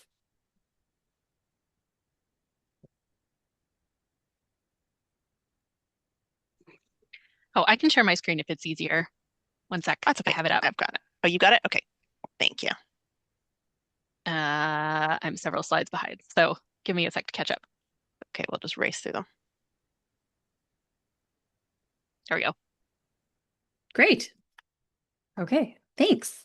So hi, everyone. My name's Amber Leahy. In addition to being the service director for Borealis, which you heard me talk about yesterday, I am also the data and GIS librarian at Scholars Portal. And for over 10 years, Scholars Portal has hosted and develops the OCL Scholars GeoPortal, which is a geospatial data repository containing thousands of data sets for Ontario and Canadian land-based and geospatial data sets, making them discoverable and searchable and explorable on a map interface for so many researchers across OCL libraries.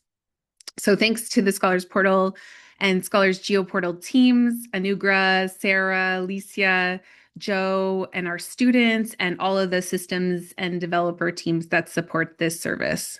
Next slide. So currently we are in the process of completely redeveloping the Scholars GeoPortal. We in thinking through and hearing back about all the presentations preceding this, I don't even think bots are able to scrape the GeoPortal. That's how old it is. So it sort of falls in this category of limited indexing and discovery in the larger research data ecosystem. And in addition to that, just so many deprecated systems and older infrastructure that had to be refreshed and renewed. And so over the years, we've been working towards this project plan and initiated the official redevelopment project in 2024. And so we're entering the sort of last stages and ending year of our project to initially release an alpha GeoPortal this summer to a select audience of library community members and start doing UI UX testing of this new front end and middleware and back end infrastructure for the GeoPortal. So that's really exciting. So we have some updated timelines that I wanted to share around that. So hopefully after that initial alpha release and testing, we would be moving into a public beta version release linked from the GeoPortal later this fall. That would include key collections like the licensed Canadian DMTI datasets, as well as Ontario orthoimagery and datasets and files for newer years and others in that beta release. And then sort of moving into the new year, we have scoped out a production-ready infrastructure to be ready for us to begin that final migration and testing with, and then an anticipated production site upgrade and switchover of our current GeoPortal to the new infrastructure, ideally in the beginning of the summer of 2027 next year. Next slide. So you can see there's a large amount of work underway and that a large amount of data files and metadata need to be migrated from our existing platforms to these new systems. And that includes a lot of workflows to support the upgrading of our core system components, including ArcGIS, file storage, metadata systems, and the front-end application. And so we're really working towards getting those migration system workflows in place and ensuring that there is a fully comprehensive migration of all the data files, the packages, and the metadata into these new systems and workflows. Next slide. So really this is to show you the complexity of preparing data sets to be loaded into a new system. And so thinking about how we get started with that is very much a initial sort of workflow and data loading procedure where we inventory and prepare all of that data. We link that and ensure there's review and QC to ensure there's file linkages, metadata package linkages, and all of those are combined together, as well as links to those map services hosted in ArcGIS, and then how all of that sort of comes together in a metadata system that then supports the searching and display in the front end UI UX. So this is really just to show you the progress made on each collection and what stage of the workflow these particular data collections are at, including mostly all, except a select number of them have been at least initially the creation of files to support the migration, so spreadsheets, things like that, as well as the completion of those metadata records and the processing of them into the new systems, and then the final completion and inclusion in the beta, alpha and beta, and hopefully production releases. So we're well on our way to applying these processes to all the collections, and we aim to have a good diverse mix of collections available later this year. Next slide. So throughout all of this, we really just want to continue the level of service that we provided to date. And that includes ensuring that there is no metadata loss or data loss. And so that basically means you should expect to be able to search and find the same things and use and access the same things in the current GeoPortal in the new systems. Next slide. So how we achieve that is through scripted workflows that take metadata from our existing systems, putting it into spreadsheets, doing QA, QC, and enhancement work, as well as metadata crosswalking between systems and standards and schemas to ensure that the transformation of the metadata to populate the new systems is robust and tested and includes all of the information to support that reliability and continuity of service in the new front-end application. Next slide. So actually, next slide. So I'll just talk briefly about what the new GeoPortal website looks like. So the design of the new front-end interface is currently underway, and this is a screenshot of that. I'm sure you've seen some updates from my colleagues, including Alicia, over the past couple of years. But what we're working on over the summer is more developments to support the display, searching, and downloading of data, as well as enhancements to how the integrations between Borealis and Dataverse integrate with this new search and discovery tool. Next slide. So as part of that, we are expanding the Dataverse geospatial metadata block.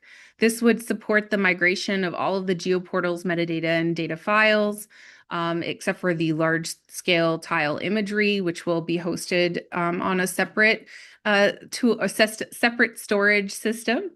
But to support the geospatial metadata to describe every single data set in the collections, we will use Dataverse to do so. And so this integration was featured yesterday as well, but I just want to reiterate it, that it offers 22 new geospatial metadata fields, and this would support stronger metadata workflows to enhance discovery, sharing, and reuse of geospatial data in Borealis, as well as in the Scholars GeoPortal, and supports so many potential new workflows, including metadata sharing and harvesting. So we anticipate to align our upgrade and workflows with Borealis later this summer, and hope to see this new metadata block be added to the Borealis codebase. Next slide. I just want to give a quick update on the historical topographic maps collection. In addition to so much open and licensed geospatial data that have been added to the GeoPortal over the years, there's also quite a large collection of digitized and georeferenced historical Canadian map collections, including a large collection of digitized maps from the McGill Library. And from those, a subset was georeferenced by a collaboration of universities and Scholars Portal over the past 5 years. This enabled the sort of loading of 15,000 georeferenced maps from that series, as well as the supplemental geospatial geotiffs and control ground points to enable reuse. And to load such a large collection without comprehensive or complete metadata has been definitely a huge challenge for the Scholars GeoPortal team. But to date, we've been able to gather, to inventory, and to generate 99% of the 15,000 maps from the series, using a combined workflow that includes AI-enabled image-to-text extraction that was so wonderfully showcased by the OCL AIML and Stefania and that team for the GovDocs project. That enabled us to extract the text surrounding the maps that are integral to the core discoverable metadata that are needed in the GeoPortal. So the title, the year, the NTS sheet numbers, these were all extracted and QA/QC'd using a human-in-the-loop workflow. And then from that, we've also been envisioning how we could create a reusable workflow to extract text within the maps. That includes terms that appear on the map, whether that is a feature or a place name pertaining to these historical periods. So there's a lot of potential for this, and we're really excited how this will integrate with the new Scholars GeoPortal. And here are just some examples of the map surface data that we can extract to enhance and provide openly for others to reuse. So you can see place names, feature labels, some really exciting connections here for place-based search, place-based research, as well as so many other disciplinary and research interests. Next slide. So just looking ahead, just a reminder that we do have the Alpha GeoPortal UI UX testing. Look out for a call potentially over the summer, most likely involving the OcoGeo community, and then look out for a public beta release of the Scholaris GeoPortal later this year. And then looking ahead and anticipating that summer of next year, you will see a switch over of the GeoPortal completely. And we're definitely going to be in touch with everyone, sharing updates and more information in the coming months. And you can keep in touch with us. We are posting to a blog, and there's been some really interesting blog posts over the past few months. We also have a project information page, and you can also email the team at datagis@scholarsportal.info anytime. Thanks.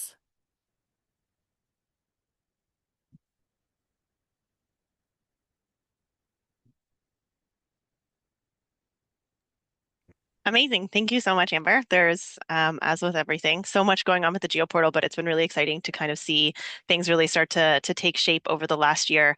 The project is really coming together, and there's been so much incredible work on it. So thank you for sharing some updates on that. We're now going to head into a little open Q&A period. So let me get that slide up. This is, as we said, so any questions that we have from the presentations we've just had, there's a couple in the Q&A, but you're also welcome to ask any questions that you might have about anything Scholars Portal related, even if they were not included in our updates today. And I'm gonna pass the mic to Sabina to moderate for this session. Thanks, Gabby. It's always a struggle for us to decide what we should feature at Scholars Portal Days every year. There's so much work happening at Scholars Portal, but we only have a limited time, and we know that you only have limited attention spans to hear all of our updates. So again, if you have questions for Amber, for Jessica, for Julie, feel free to ask them. If you have questions for anyone else or about any other services at Scholars Portal, you can also drop those into the Q&A. And again, if you don't see the Q&A on your Zoom bar, click the more or three dots and you should see it there. There's also some text-based answers to some of the earlier questions, to some of the questions posed earlier during the AI session, especially about the open source models that we were using.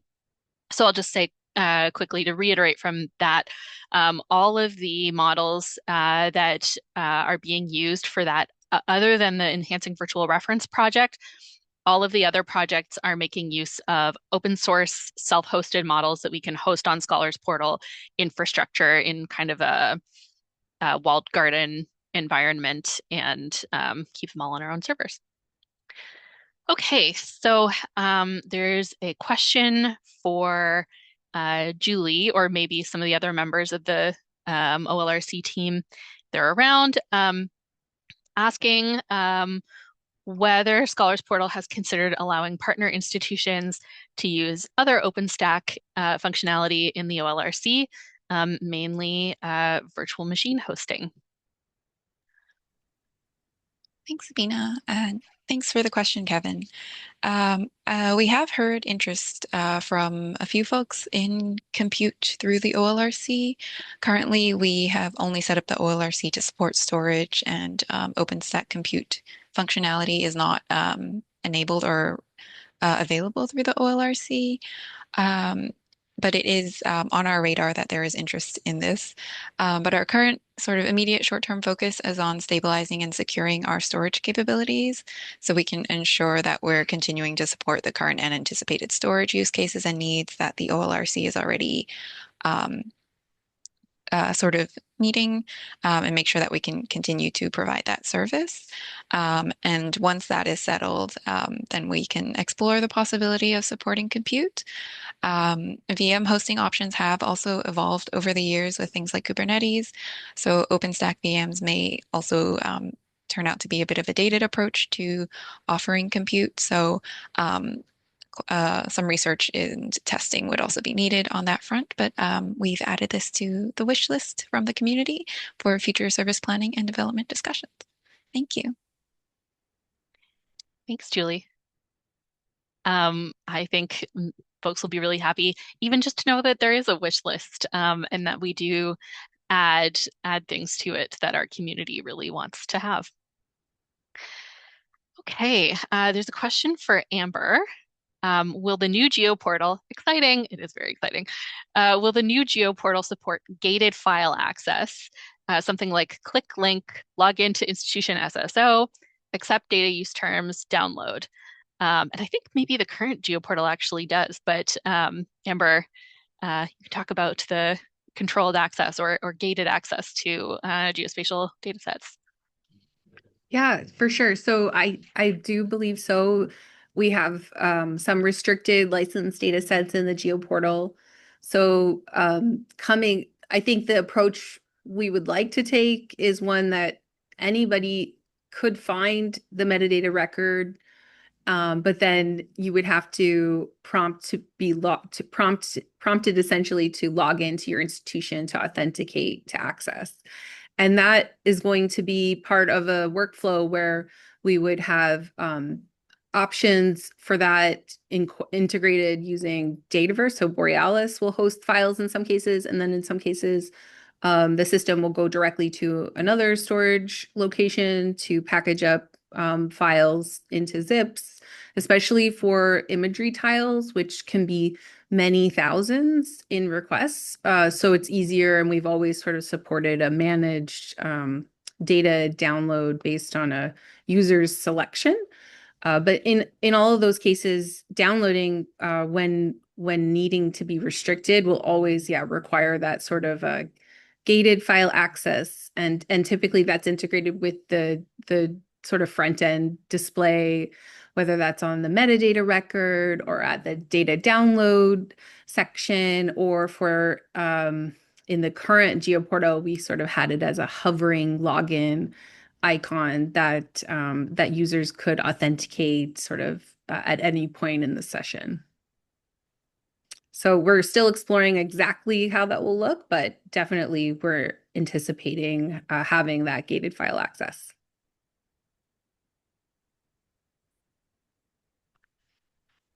Thanks, Amber.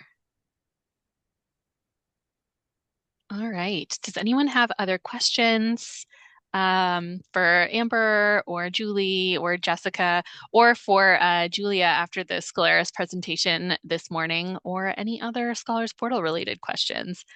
We're happy to take any. It's a ask us anything. AUA.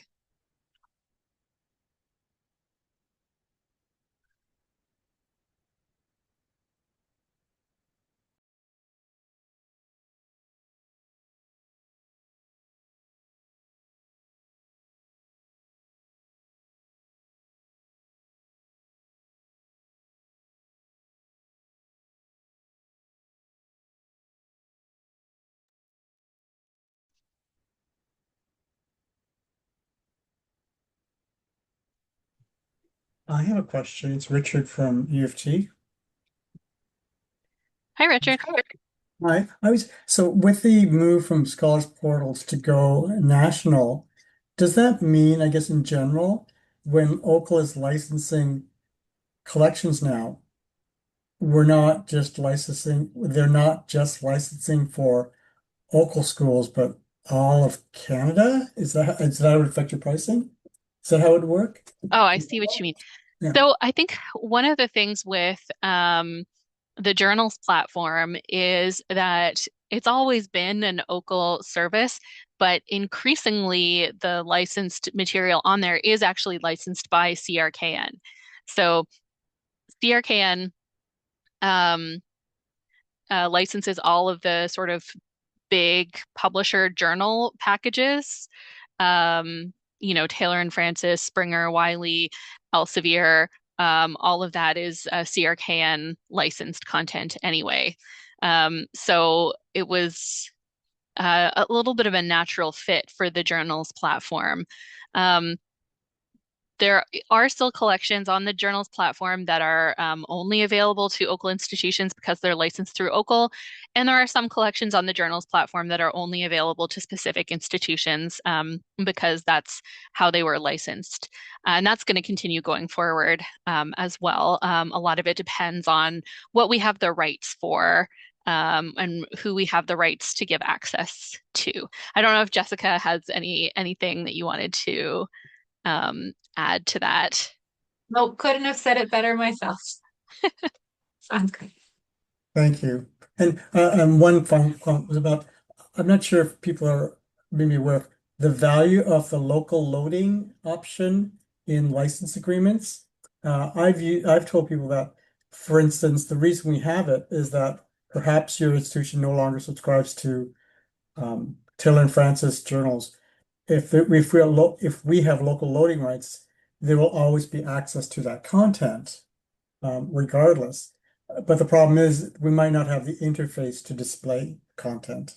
Would that be correct? And just generally about local loading. Yes. Yeah.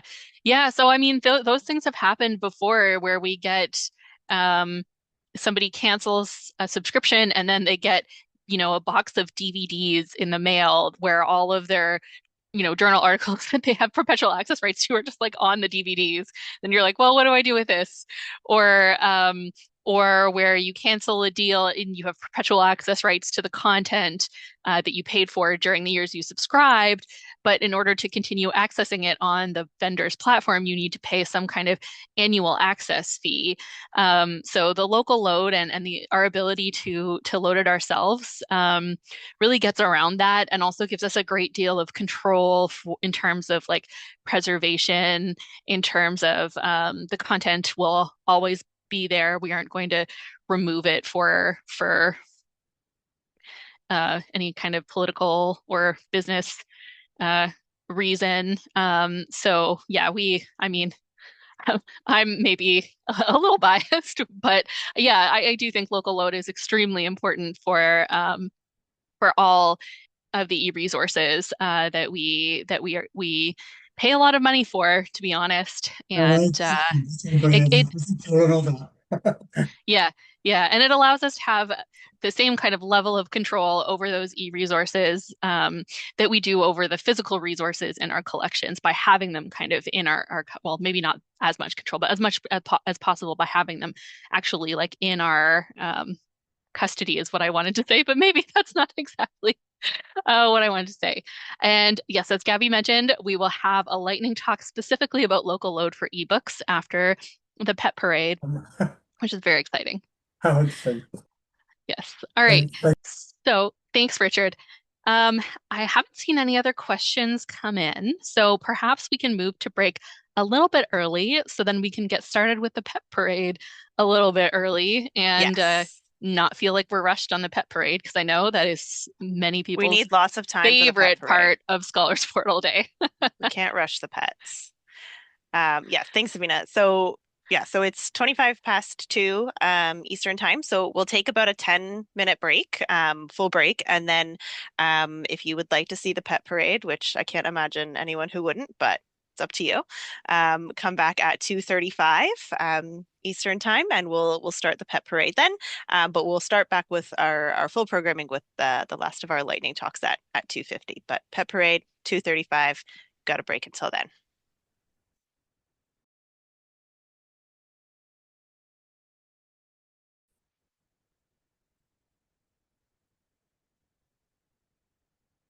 Okay, can you see the pet parade slides?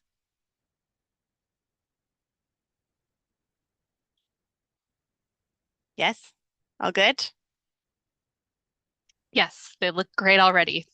Excellent. Perfect. Not even any pets on the slides yet.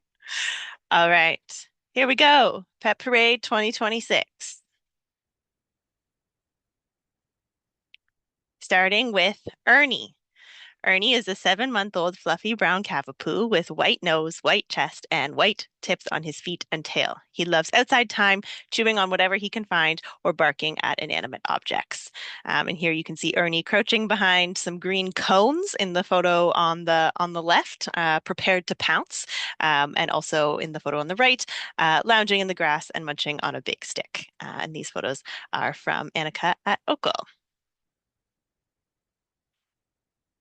Next, we have Siri, a calico cat, black, white, and orange, with bright green eyes, seen here in one of her favorite positions, rolling over on the lap of one of her humans and showing her soft tummy. Her near constant demand for attention punches well above her small 8-pound weight. And this was submitted by Ryan at Laurier. This is from Ginsley at Scholars Portal. It says, Bear is a beautiful little black cat that always seems to be studying everything around her. She's pretty shy at first, but her curiosity always wins out.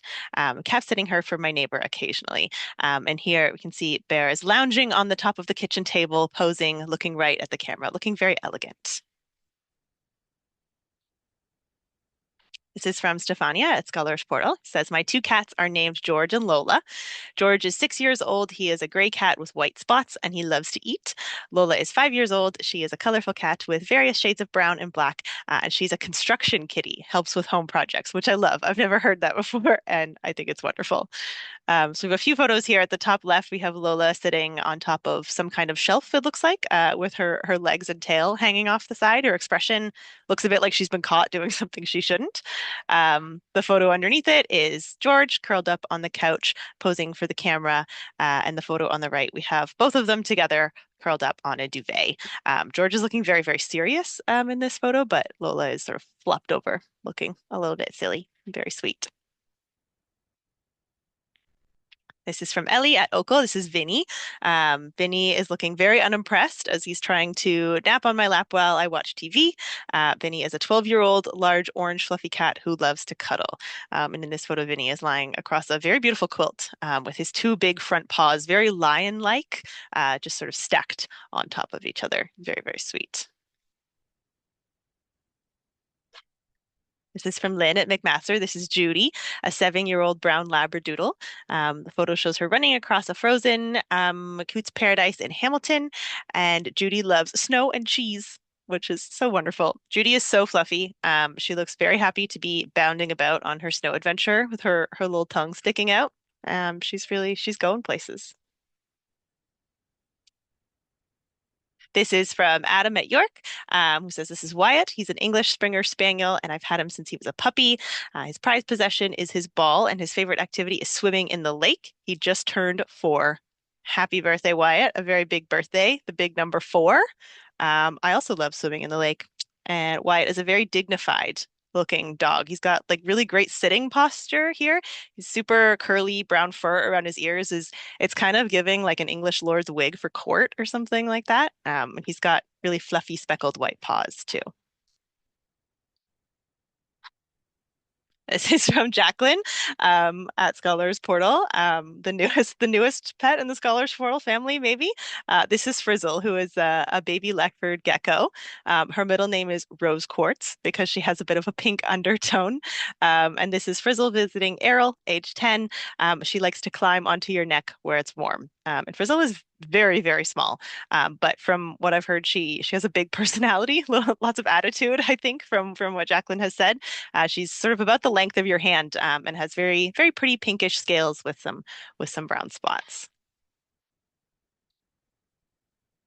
This is Summer. When I got these photos, I went, "Ugh!" And this is from Priscilla at the University of Waterloo.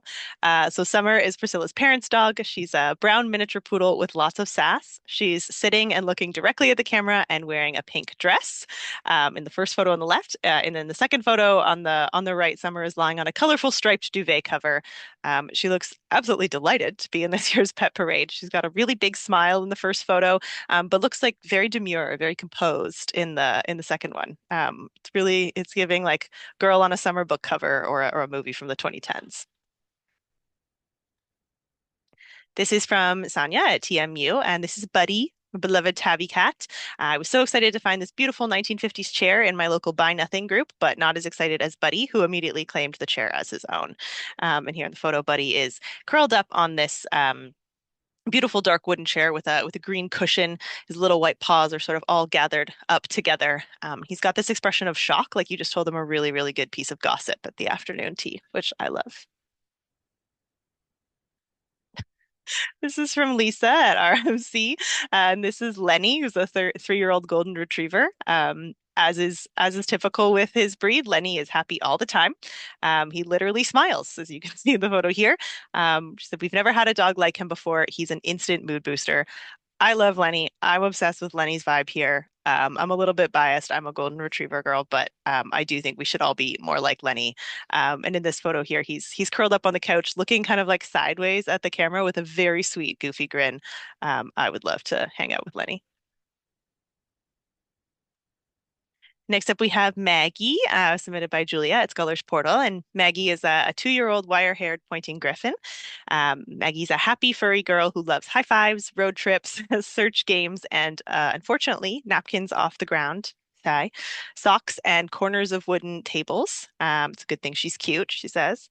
Maggie's my favorite member of the Muppets. I just think like she fits right in. She's got this wonderful fluffy face.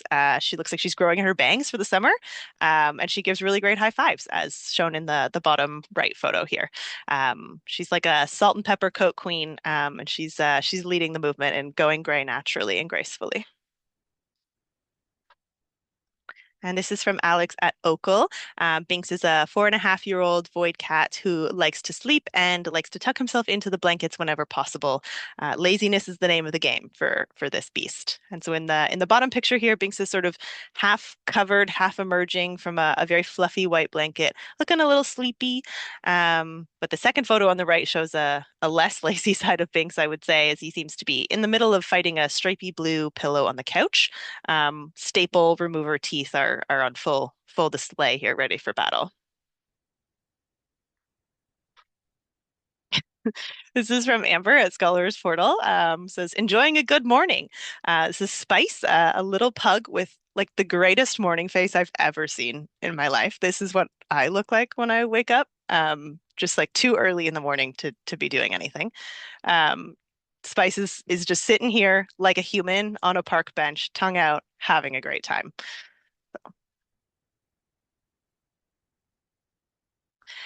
This is submitted by Katrina from Oakle. This is Titan, a 5.5-year-old adventure pup who loves digging in the snow, fishing, and canoe rides, and laying about in the garden. Titan is a small dog with black legs. He's mostly black with a few white spots amidst his poodly curls.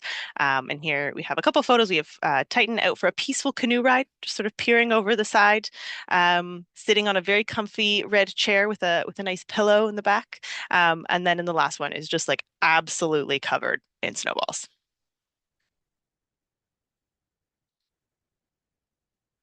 This is submitted by Krista from Oakle. We have Archie, a 5-year-old Cocker Spaniel. Despite many bad habits like chasing cars or anything on wheels, as well as barking at squirrels and birds, he's an excellent boy when he's off leash for trail walks. And disproportionately sized sticks are his favorite. And here we have Archie with his white and brown fur and really, really big long ears, like the gentlest, sweetest eyes you've ever seen, out for a walk in the snow with what seems to be a whole tree branch in his mouth. This is submitted by Nicole from Oakle. The first bird we've had in a pet parade in a while, I think. And James is a green and yellow budgie gazing thoughtfully at his reflection in a dish of water. And I love this. James looks just so serene and peaceful here, like very contemplative. I would love to know what he's thinking about. This is from Ohana at Scholars Portal. Kit Kat is a 4-year-old tuxedo cat. She likes to be left alone most of the time and will let you know if she wants attention. And then Batman is a 5-ish-year-old black cat with a black nose, paws, whiskers, and a smidge of white fur on his chest and tummy. And Mohana says, we adopted Batman last fall from the Toronto Humane Society. We don't know much about his previous life since he was just left outside of the shelter without any notes. Very sad. But he's a sweet, talkative, friendly, and overall very sociable cat. And he's a little too outgoing for Kit Kat's liking. So this photo of Kit Kat is very like James Bond movie poster, lying on her back in sunbeam, reaching dramatically towards the camera with one paw. But Batman, on the other hand, is just kind of like chilling on the windowsill while the sun sets. This is from Mark at Laurier, and this is Cinder, a small gray cat sound asleep and nestled in a basket. Cinder's muzzle is resting peacefully on Cinder's forearm, and if you listen carefully, you may hear an occasional snort. And Cinder looks so at peace here. There's nothing I love more than when a pet is using a little paw for a pillow. 10 out of 10. This is Juniper. As you can see, Alyssa very creatively got around my 3 photo limit this year by making a beautiful collage. So we have a whole collection of Juniper here, peeking out of little cat house. So Juniper is a tabby cat, Olympic level zoomies athlete, nap expert, part-time adventure cat, and overall a great sport, ready to go along with Alyssa's crazy ideas. One picture just wasn't enough, so I made a collage. Happy Pet Parade. So yes, we have Juniper peeking out of a little pink house, out for some walks in the woods, curled up next to a cozy fire, going wakeboarding, I think. Don't know my water sports very well. In her now very infamous orange life jacket, dressed as a little bat for Halloween, sniffing out some treats and sitting in a hanging woven basket in a sunbeam. This is from Richard at U of T, who says, our cat Lorraine cuddling up to the teddy bear as sunshine flickers on the wall and catches her attention. I love the photo as it represents her love and focused attention on shiny objects. Lorraine is a very, very fluffy cat. I think a tabby. Sorry, don't really know my cats very well. But she's got brown fur with a tinge of almost like auburn red, a very soft white tummy and paws. This is submitted by Philip at TMU, who says, our cat Oswald insists on being part of the action as we play King of Tokyo. He can't resist the dice rolls and the tiny energy cubes. And Oswald is a white and ginger cat sitting like very alert next to the game board here. He's looking at the camera as if he just caught you trying to cheat. A little bit scandalized, very affronted, can't get anything past him. And finally, rounding out our pet parade, we have Millie from Sarah at Guelph. Millie is a black Labrador service dog for Sarah and a friend to many at the McClellan Library. She is shown here at a flower show booth, showing off her new toy penguin and then smiling beside a big cedar tree on a trail. Millie is so sweet. I love her flower booth. And if I saw her at the farmer's market, I would absolutely be stopping by to buy some fresh cut flowers from her. And that concludes our pet parade for 2026. Thank you, everyone who submitted photos. It's my favorite time of year. It's the best emails I've ever received in my life. It's the one time I love to get emails because it's just cute photos of people's pets. So makes my year every time. And thank you so much.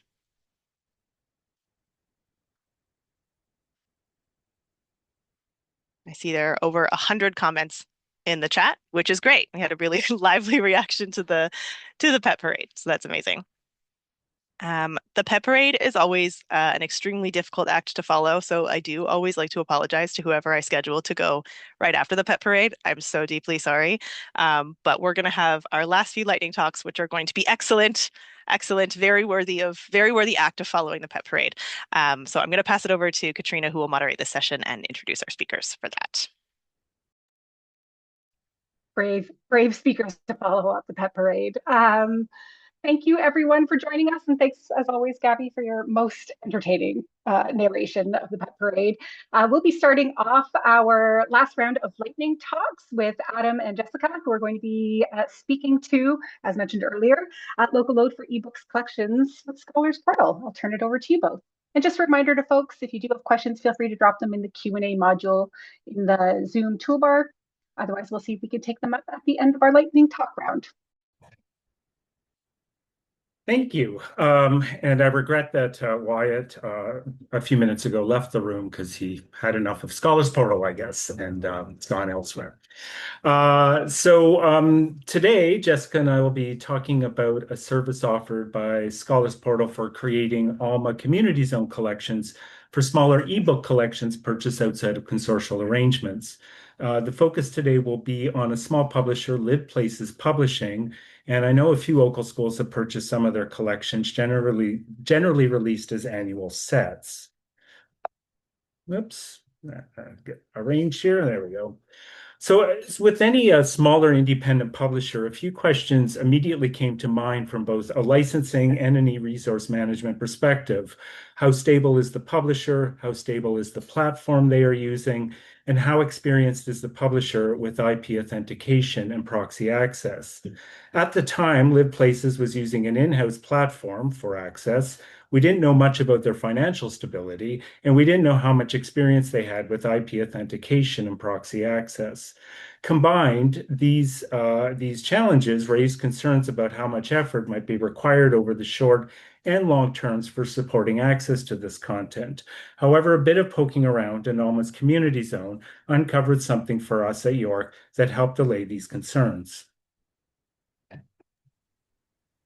Hi, so I think what Adam found was that Scholars Portal already had a collection of LibPlaces content in Alma. So we have the University of Toronto to thank for this. At the end of 2023, they negotiated a local load license with LPP, with LibPlaces Publishing. And so with those rights in place, Scholars Portal was able to work on the loading that content to our database, sending the content to Alma, the collection to Alma, and helping to build that relationship with the publisher. So then the next question became, how could we open this up for other schools that were also purchasing it? And that's back to Adam. So the answer to being able to load it was yes. And from my end, there was a big but attached to it, although it didn't end up being a big but in the end.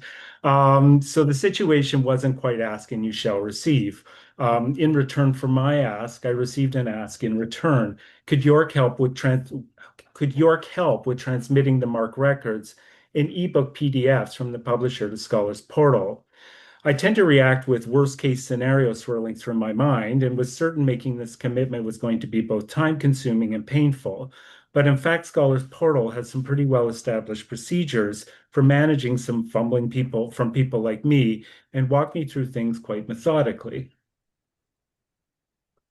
Yeah, so Scholars Portal works with a lot of different publishers, ranging from some really big ones to some smaller ones like this. So we're really quite used to adjusting our workflows to accommodate a really huge variety of different requirements. So in this case, the publisher didn't have a single delivery solution that could send us both PDF and metadata files, which is what we need to load. So we worked with U of T at the time to set up sort of a delivery process where they would download the content from the LibPlaces websites. They would get the PDFs and the metadata files from there, and then they'd send it to us for loading. And then York was able to adopt this workflow and sort of take over that delivery of those files after U of T stopped requiring that hosting. Yeah, next slide. So overall, the whole workflow is first securing that local load license and referencing that in the content license. So that gives Scholars Portal the rights that we need to host the content on our servers, manage entitlements, and provide access to authorized users, and for all of our digital preservation processes. And then with all of those rights in place, someone from York, I assume this is always Adam, downloads the PDFs and the metadata records from their website. They send those to our FTP, and then we load them to our database. We send those holdings to Ex Libris so that content's available in Alma. On the Scholars Portal side, we can do this sort of as often as the school likes. LibPlaces doesn't publish a lot of content, so we've only been doing the delivery and load once or twice a year. I think Adam might say whenever he remembers, but of course that's fine on our end. But Adam can speak more to whether it really works for them. Yeah, it did. I was able to farm out some of the downloading and MARC record sort of collation to a colleague, which I was very happy with. So it actually ended up being a smooth process. And yeah, I think there's been, 2 loads? There may be a few missing things, but we'll do some catch up in a little bit. In terms of the benefits and challenges, if you've licensed or are considering licensing an ebook collection and are able to secure local load rights, there are several big benefits from an e-resource management point of view. We all know that even the big platforms have occasional hiccups, so having redundant access to content is valuable. While LibPlaces moved from their in-house platform to Fulcrum has had its share of issues over the past few years. Scholars Portal is highly secure over the long term, and local schools, of course, have established relationships with Scholars Portal, and any issues that pop up are generally resolved very quickly with any of their collections. And if your library has purchased a small ebook collection, there's a good chance that other local libraries are considering it or perhaps have already purchased it. Helping make it available in Alma's community zone via Scholars Portal benefits libraries with access to Scholars Portal books. And I can't say there's really any downsides or challenges. There is, as noted, a small amount of work to do getting the MARC files and PDFs organized. And my FTP skills, which regularly get rusty, had to be cleaned up a little bit before things were running smoothly. However, once the files are transferred and the community zone collection is working, there's a good chance you may ever have to give that small ebook collection another thought.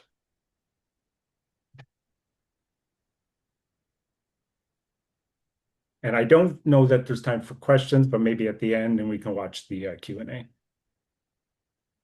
Thanks. Fantastic. Thanks so much, Adam and Jessica. And I'll keep an eye on the Q&A module too for you. And we will then turn over to our second of 3 lightning talks. And I'm going to welcome Candace. And we'll actually be speaking to course reserves in the accessible content ePortal. Perfect. Thank you so much. I'm just going to get my slide deck set up for us all to view.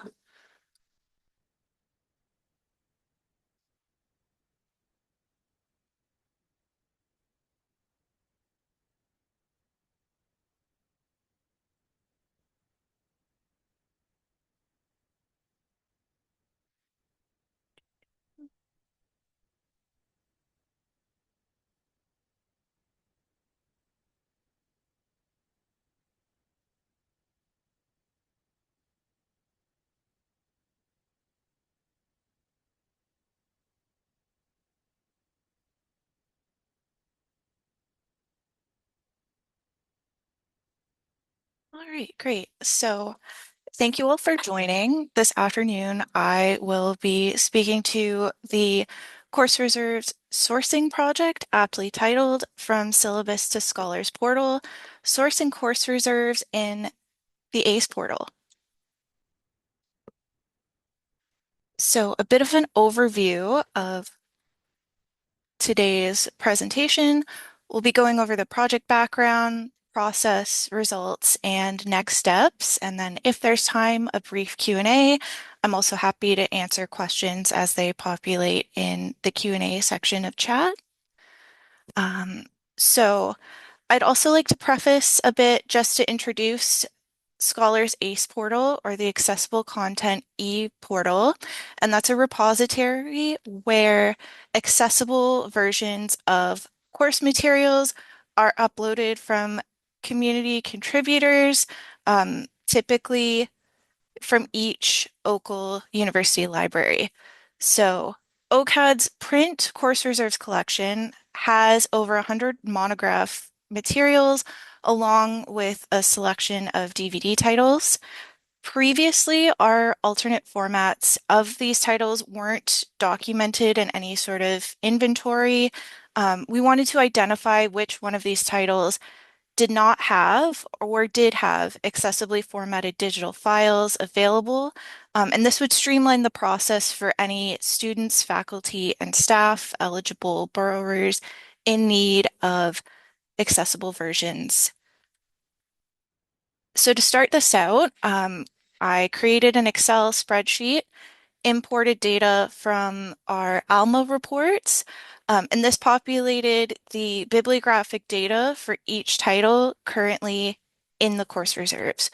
And then we populated sections so we could record various database repositories, including the ACE portal, and what formats were available.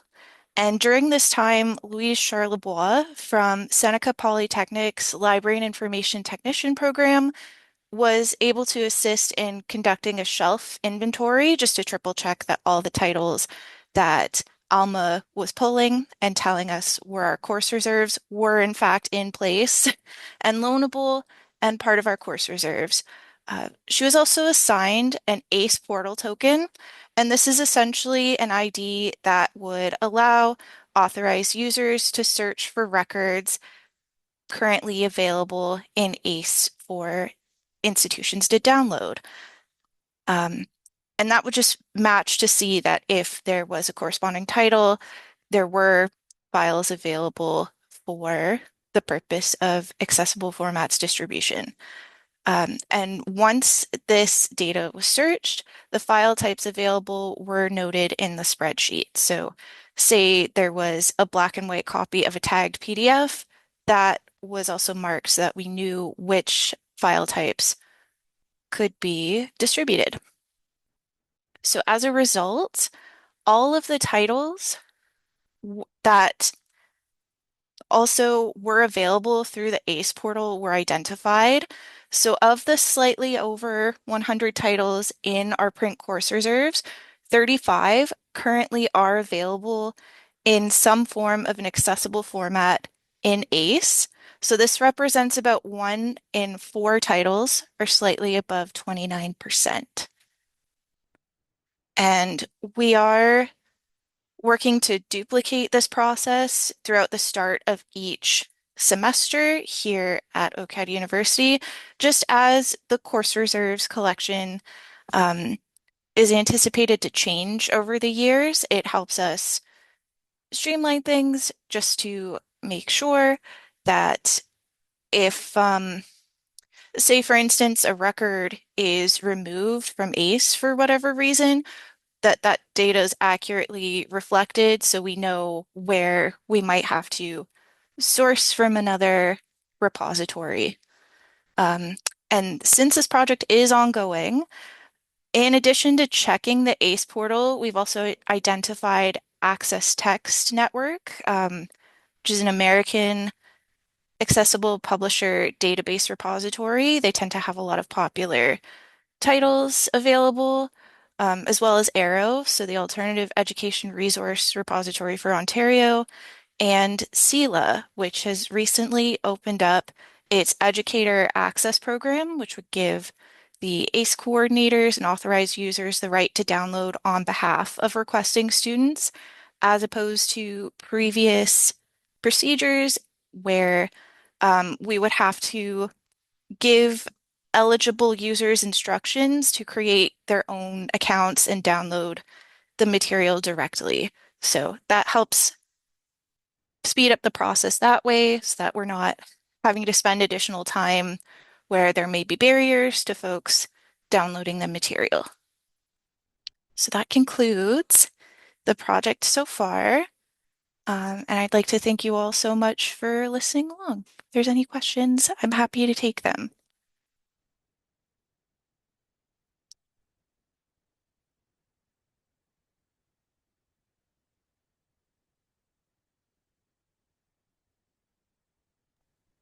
Thanks so much, Candace. Great presentation. And I'm just taking a look at the Q&A module myself as well, just to make sure I haven't missed anything. I don't see any additional questions in there, but certainly folks still have time to put anything that they might have for any of our lightning talk speakers in this round into the Q&A module. Otherwise, I'm certainly happy to turn it over to Jennifer Browning, who's going to wrap up the lightning talks for this year's Scholars Portal Days. You can get set up with your slides.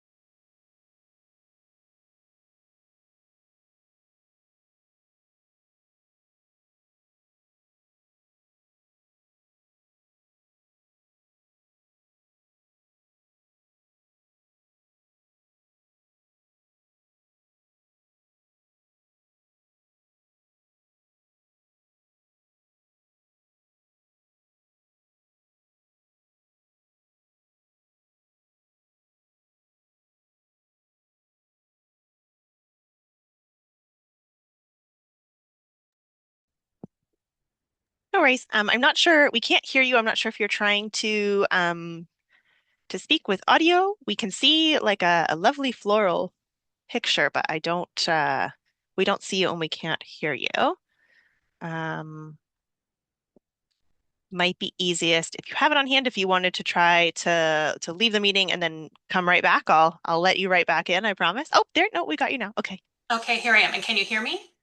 We can, yes. Okay, weird. Of course, you think everything's all set up and then it isn't, right? It's always the day of, but it's okay. It's all good. Very quick recovery. You're good to go. Here we are. Okay, so let me just try sharing my slides. Yep, all good.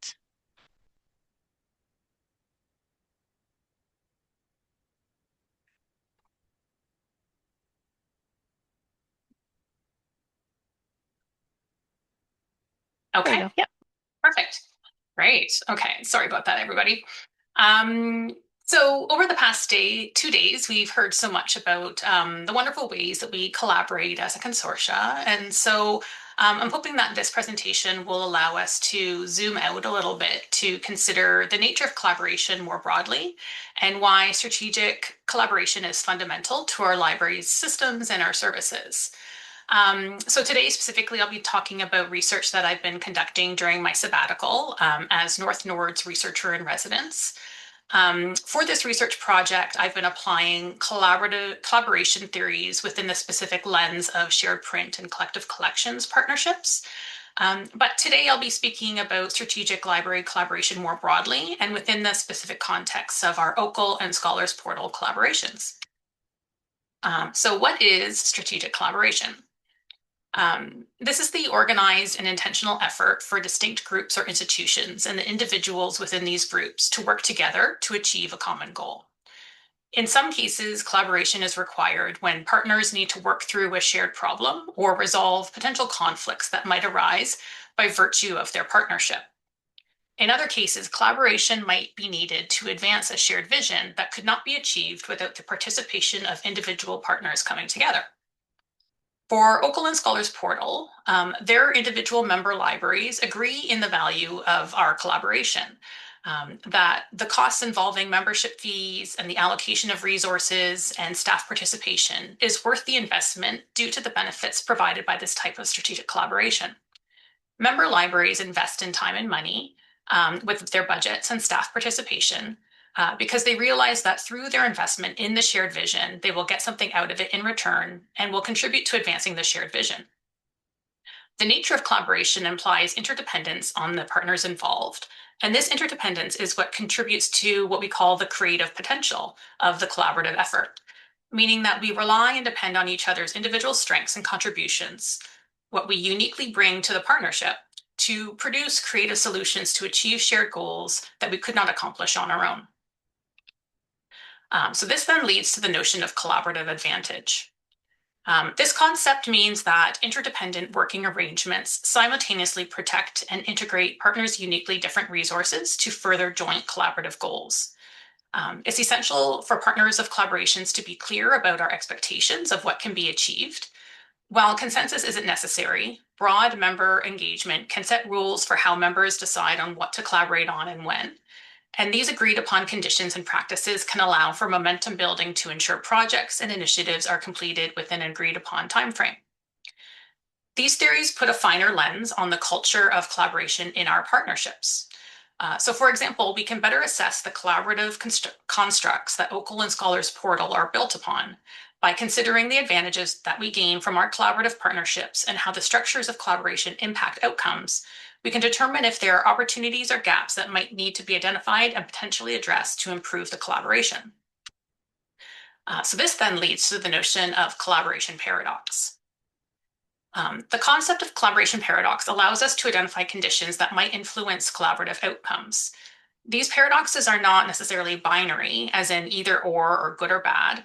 Rather, they are things or attributes that collaboration both provides and uses or acquires and spends. It's not essential to resolve or overcome a paradox to make collaboration work. It is important, however, to identify them, to define them, and decide on how to better support the differences between partners when there are paradoxical imbalances between partners.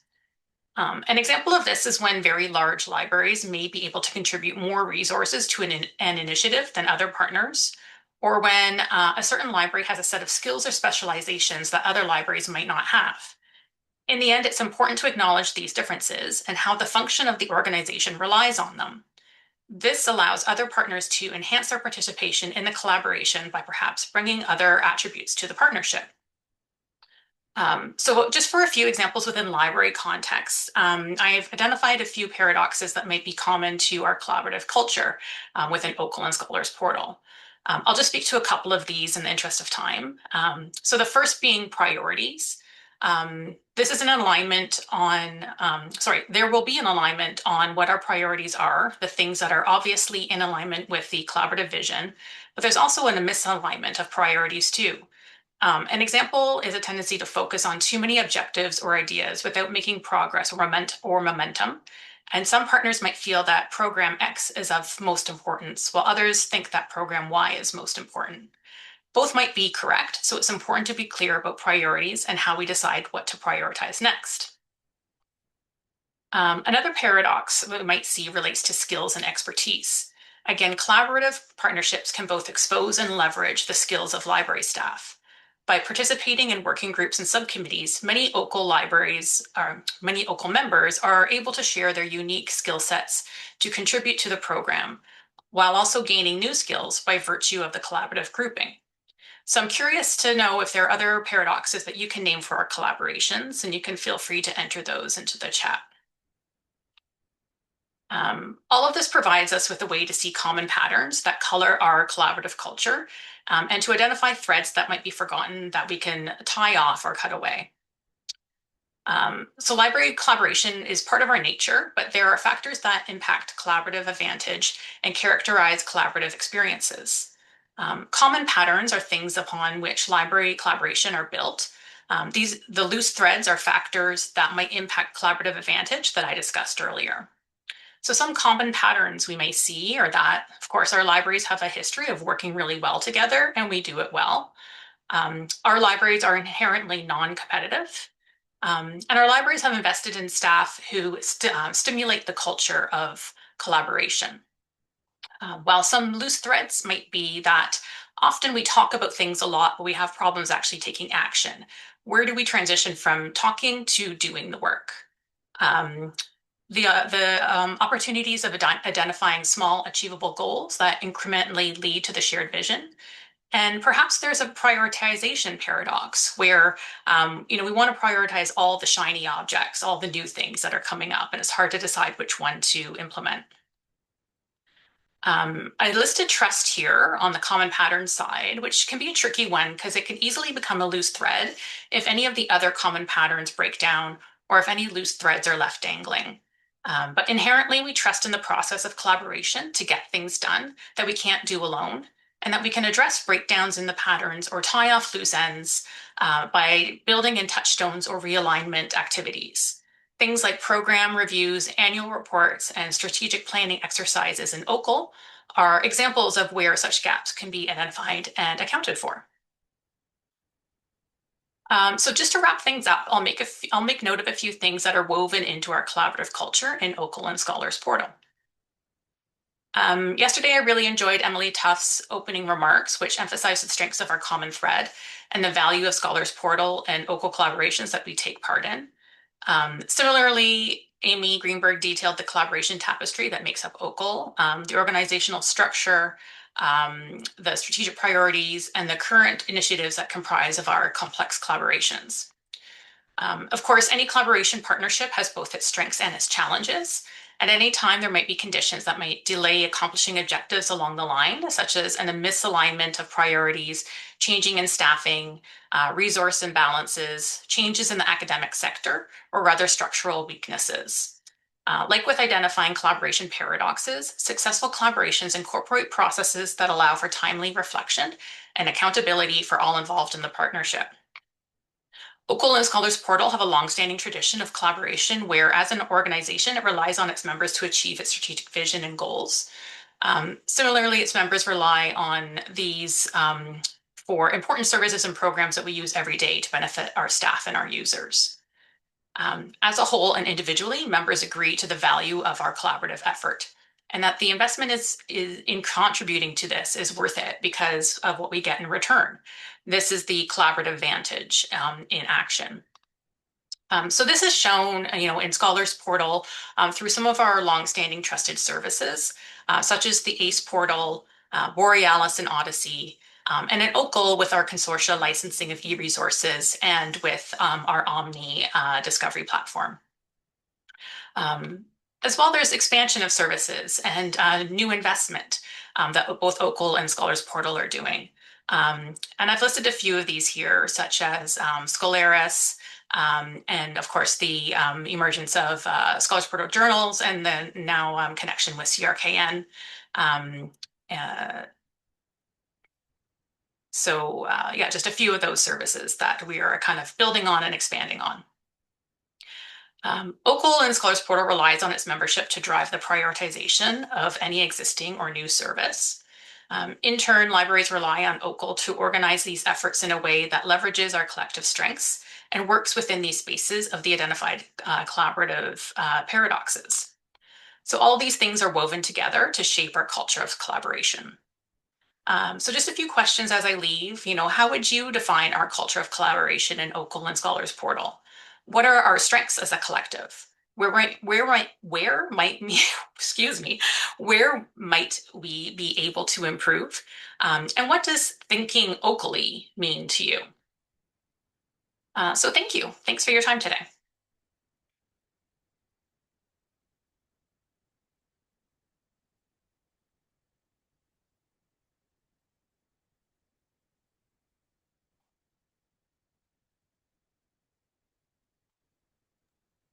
It's a great shot of a koala. Thanks so much, Jennifer. It's really interesting to have somebody speak about all of the various collaborations led across OCL and Scholars Portal, coming from the member library perspective. I really appreciate you sharing all of that insight around the paradoxes of collaboration. They certainly do exist. Thank you. I'm just going to open up the Q&A real quick to see if there are any questions in there. I know we are heading, I think, with 1 minute left before our closing remarks. So I know we do not have a ton of time remaining together today, but certainly if anybody does have any questions, do not hesitate to put them into the question and answer module.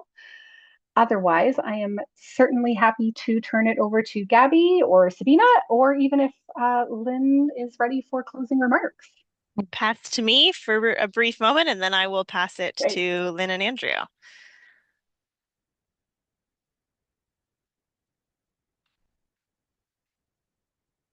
I'll get your little slide up for you guys there.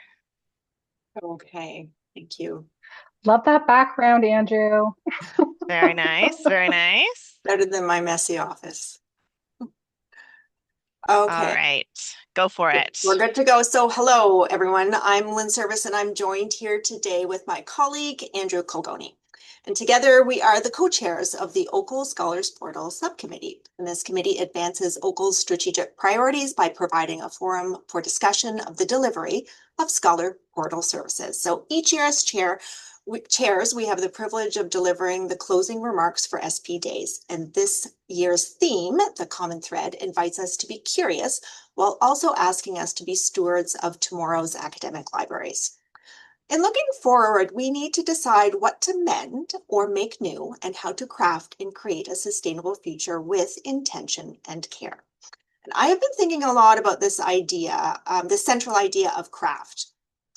And I wish I could tell you that I was an expert knitter or a proficient crocheter, but I am not.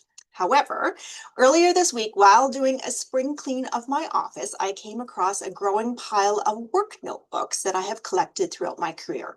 And in my efforts to purge paper and clutter out of my office, I simply could not throw out my notebooks. I was moved to keep them out of nostalgia, but also because they showed growth. These notebooks captured different projects, working groups, meetings, and each book was a stitch in the craft of librarianship. And flipping through these notebooks, I saw growth in technique, topics in increasing complexity, and my many mistakes re-strategized. My notebooks are a reminder that crafts are purposeful, deliberate, and evolving. The work woven into these pages are my common threads. So, what are our common threads? From looking back at the past 2 days, our common threads are our passion for accessibility, open infrastructure, AI governance, data stewardship, and a deep commitment to shared services.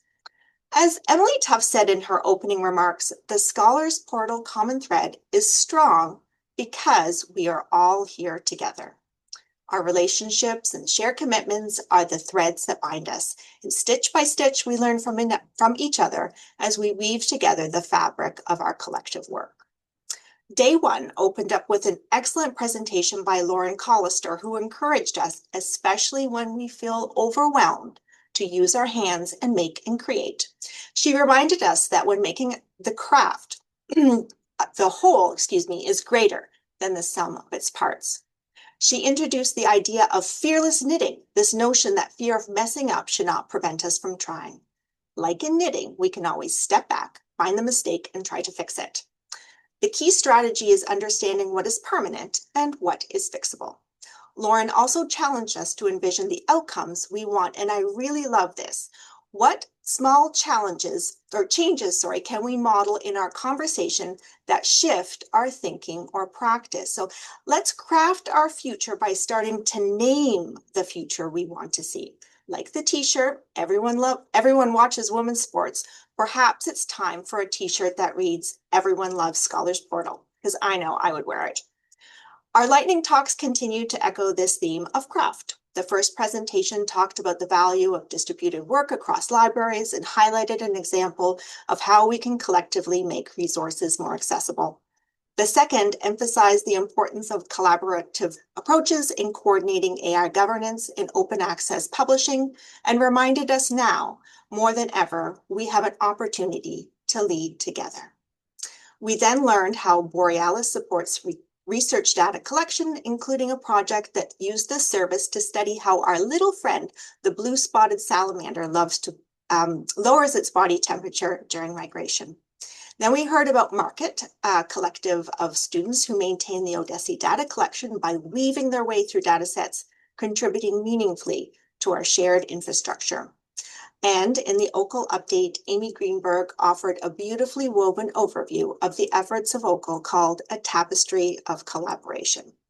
And before I hand things over to my colleague Andrew, I wanted to give a shout out to everyone who contributed to the Signs of Spring slideshow yesterday.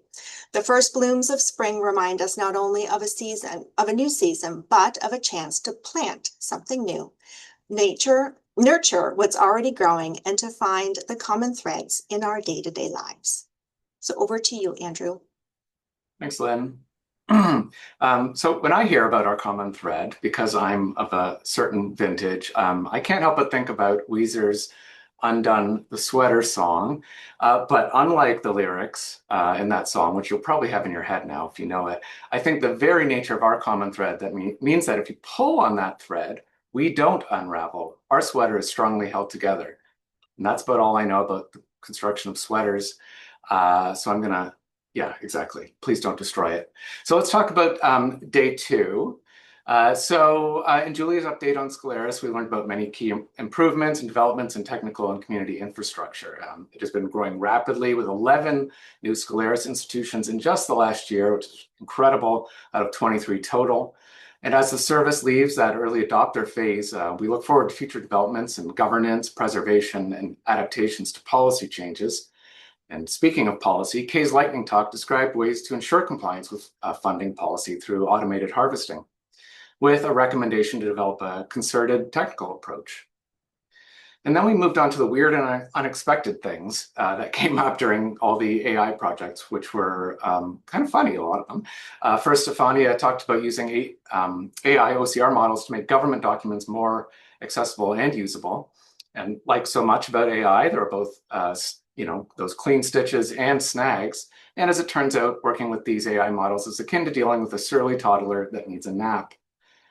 Ginsley told us about how much it takes to build a knowledge base to test out a chatbot, and the answer he gave was a lot, because creating and maintaining such a knowledge base is complicated by a whole bunch of technical issues.